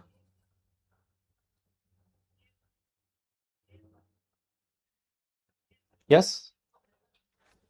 जैसे मान लो आपके पास एक कंटेनर है ना, आपके पास एक कंटेनर है और इस कंटेनर के अंदर आपने 4 into 6.022 into 10⁻23 molecules of water भर दिए और आपने पूछा है कि बताइए number of moles of water कितने हैं। तो क्या आप नहीं कर सकते क्या? सर बिल्कुल कर लेंगे सर, हमारे पास है नंबर ऑफ मोल्स का फॉर्मूला, वो फॉर्मूला होता है sir given number of particles, यहां पर कौन पार्टिकल का मतलब क्या है, molecule, given number of molecules divided by 6.022 into 10⁻23। Sir कितने हैं हमारे पास, 4 इंटू 6.022 इंटू 10⁻23, आप इसको डिवाइड कीजिए 6.022 इंटू 10⁻23 से, तो सर कितने मोल आ गए, 4 मोल आ गए सर। ये हमारा फाइनल आंसर है सर। मेरे हिसाब से ये दोनों फॉर्मूले जो बहुत आसान है ना, दोनों जो फॉर्मूले हैं वो बहुत आसान है। यस, दोनों जो फॉर्मूले हैं ये बहुत आसान है। एक आधा क्वेश्चन मैं आपको होमवर्क में दे देता हूं, एक बार के लिए ट्राई करना, मतलब अगर आपसे हो जाए तो, है ना, आप लोग ट्राई करना, अगर आपसे हो जाए तो ये वाला क्वेश्चन आप कर सकते हो, है ना, ये वाला क्वेश्चन भी आप लोग कर सकते हो अगर आप चाहो तो, है ना। बाकी के जो क्वेश्चंस हैं मैं नेक्स्ट क्लास में करवाऊंगा बेटा, है ना। यस, आज के लिए हम लोग इतना ही करेंगे, ठीक है, आज के लिए हम लोग इतना ही करेंगे। और सुनो मेरी बात, है ना, और सुनो, ये आपका आज का होमवर्क है। यस, ये होमवर्क की ये एग्जांपल्स है ना, ये एग्जांपल्स आपको टॉपिक के साथ साथ दिए हुए हैं, ये आपके मॉड्यूल में से दिए हैं। चेक योर अंडरस्टैंडिंग, ये भी आपको टॉपिक के साथ साथ दिए हुए हैं, और लास्ट के अंदर एक्सरसाइज टॉपिक वाइज जो है ना, ये दिस इज एक्सरसाइज नंबर 1, है ना, ये एक्सरसाइज 1 के कुछ क्वेश्चन है। तो इनमें से जितने क्वेश्चन होते हैं ना उतने करने की ट्राई करना। आज आपको डीपीपी भी मिलेगी, है ना, डीपीपी नंबर 7 मिलेगी, आपको रिवीजन करना है बहुत अच्छे से। यस, रिवीजन करना है बहुत अच्छे से। हो सकता है आज वाली जो क्लास है ना वो आप में से कुछ बच्चों को थोड़ी हैवी लगी हो, है ना, थोड़ी सी हैवी लगी हो समझने में, लेकिन मैं आपको बताऊं जब आप अगली क्लास में आओगे, है ना, और अगली क्लास का मैं आपको बता दूं, कल वाली जो मेरी क्लास है ना वो सचिन सर ले रहे हैं, है ना, मेरी जगह कल सचिन सर लेंगे, परसों सचिन सर की जगह मैं क्लास लूंगा। मतलब कल मेरी फिजिकल केमिस्ट्री क्लास नहीं होगी, मेरी वेडनेसडे को क्लास होगी, है ना। तो ये मैं आपको बता दूं। और हाँ, जो मैं कह रहा था कि हो सकता है ये वाला जो सेशन है आप में से कुछ बच्चों को हैवी लगा हो, लेकिन I can guarantee you and I promise you कि जब मैं आपको नेक्स्ट क्लास में आऊंगा, और हो सकता है आप में से किसी को ये भी लगे कि सर आपने जो लास्ट वाले फॉर्मूले हैं ये थोड़े जल्दी जल्दी लिखवा दिए हमें, है ना, थोड़े से फास्ट लिखवा दिए, तो उन फॉर्मूलों को वापस अगली क्लास में हम लोग समझेंगे, ठीक है। और साथ साथ उन फॉर्मूलों पे ढेर सारे क्वेश्चंस करेंगे, ठीक है ना। और जब इतने सारे क्वेश्चंस करेंगे ना तो आपको फिर एकदम वो आसान लगने लगेगा।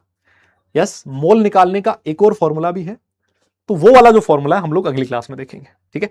जब इस पे क्वेश्चंस करेंगे ना तब आपका कॉन्फिडेंस बढ़ेगा। यस, जब आप क्वेश्चंस करेंगे तब आपका कॉन्फिडेंस बढ़ेगा। ये जो मैंने होमवर्क दिया इसमें से जितने क्वेश्चंस आप लोग कर पाए, जितने आपसे हो पाए करो, लेकिन मैं आपसे ये कहना चाहता हूं कि नहीं हो रहे अगर क्वेश्चन तो ऐसा मत सोचना कि यार आपको समझ नहीं आ रही है चीजें, नहीं, ऐसा बिल्कुल भी नहीं है। आपको चीजें समझ में आ रही हैं, लेकिन थोड़ा सा टाइम देना, है ना। यस, फिजिकल केमिस्ट्री टाइम मांगता है आपसे, क्योंकि जो शुरू के चैप्टर हैं, एक दो चैप्टर, वो थोड़े मुश्किल चैप्टर्स पढ़ते हैं बच्चों को, है ना। मोल से तो वैसे बहुत सारे लोगों को एकदम से भागते हैं मोल का नाम सुनते ही, है ना। तो लेकिन मैं कोशिश कर रहा हूं कि धीरे धीरे आपको कॉन्सेप्ट समझाया जाए और आपको सारी चीज समझ में आएगी। आपको टेंशन लेने की जरूरत नहीं है, आपको बस क्लास आना है, क्लास में जो होमवर्क दिया उसको ट्राई करना है, और जो क्लास में क्वेश्चंस करवा दिए उनको वापस जाके रिवाइज करना है। नेक्स्ट क्लास में आने से पहले पिछली क्लास का रिवाइज करके आना। मैं आपसे यार इतना तो मांग ही सकता हूं, है ना। और जितने क्वेश्चंस आप लोग घर पे ट्राई करोगे उतना ही कॉन्फिडेंस आपका बढ़ता जाएगा। दैट्स ऑल, ठीक है।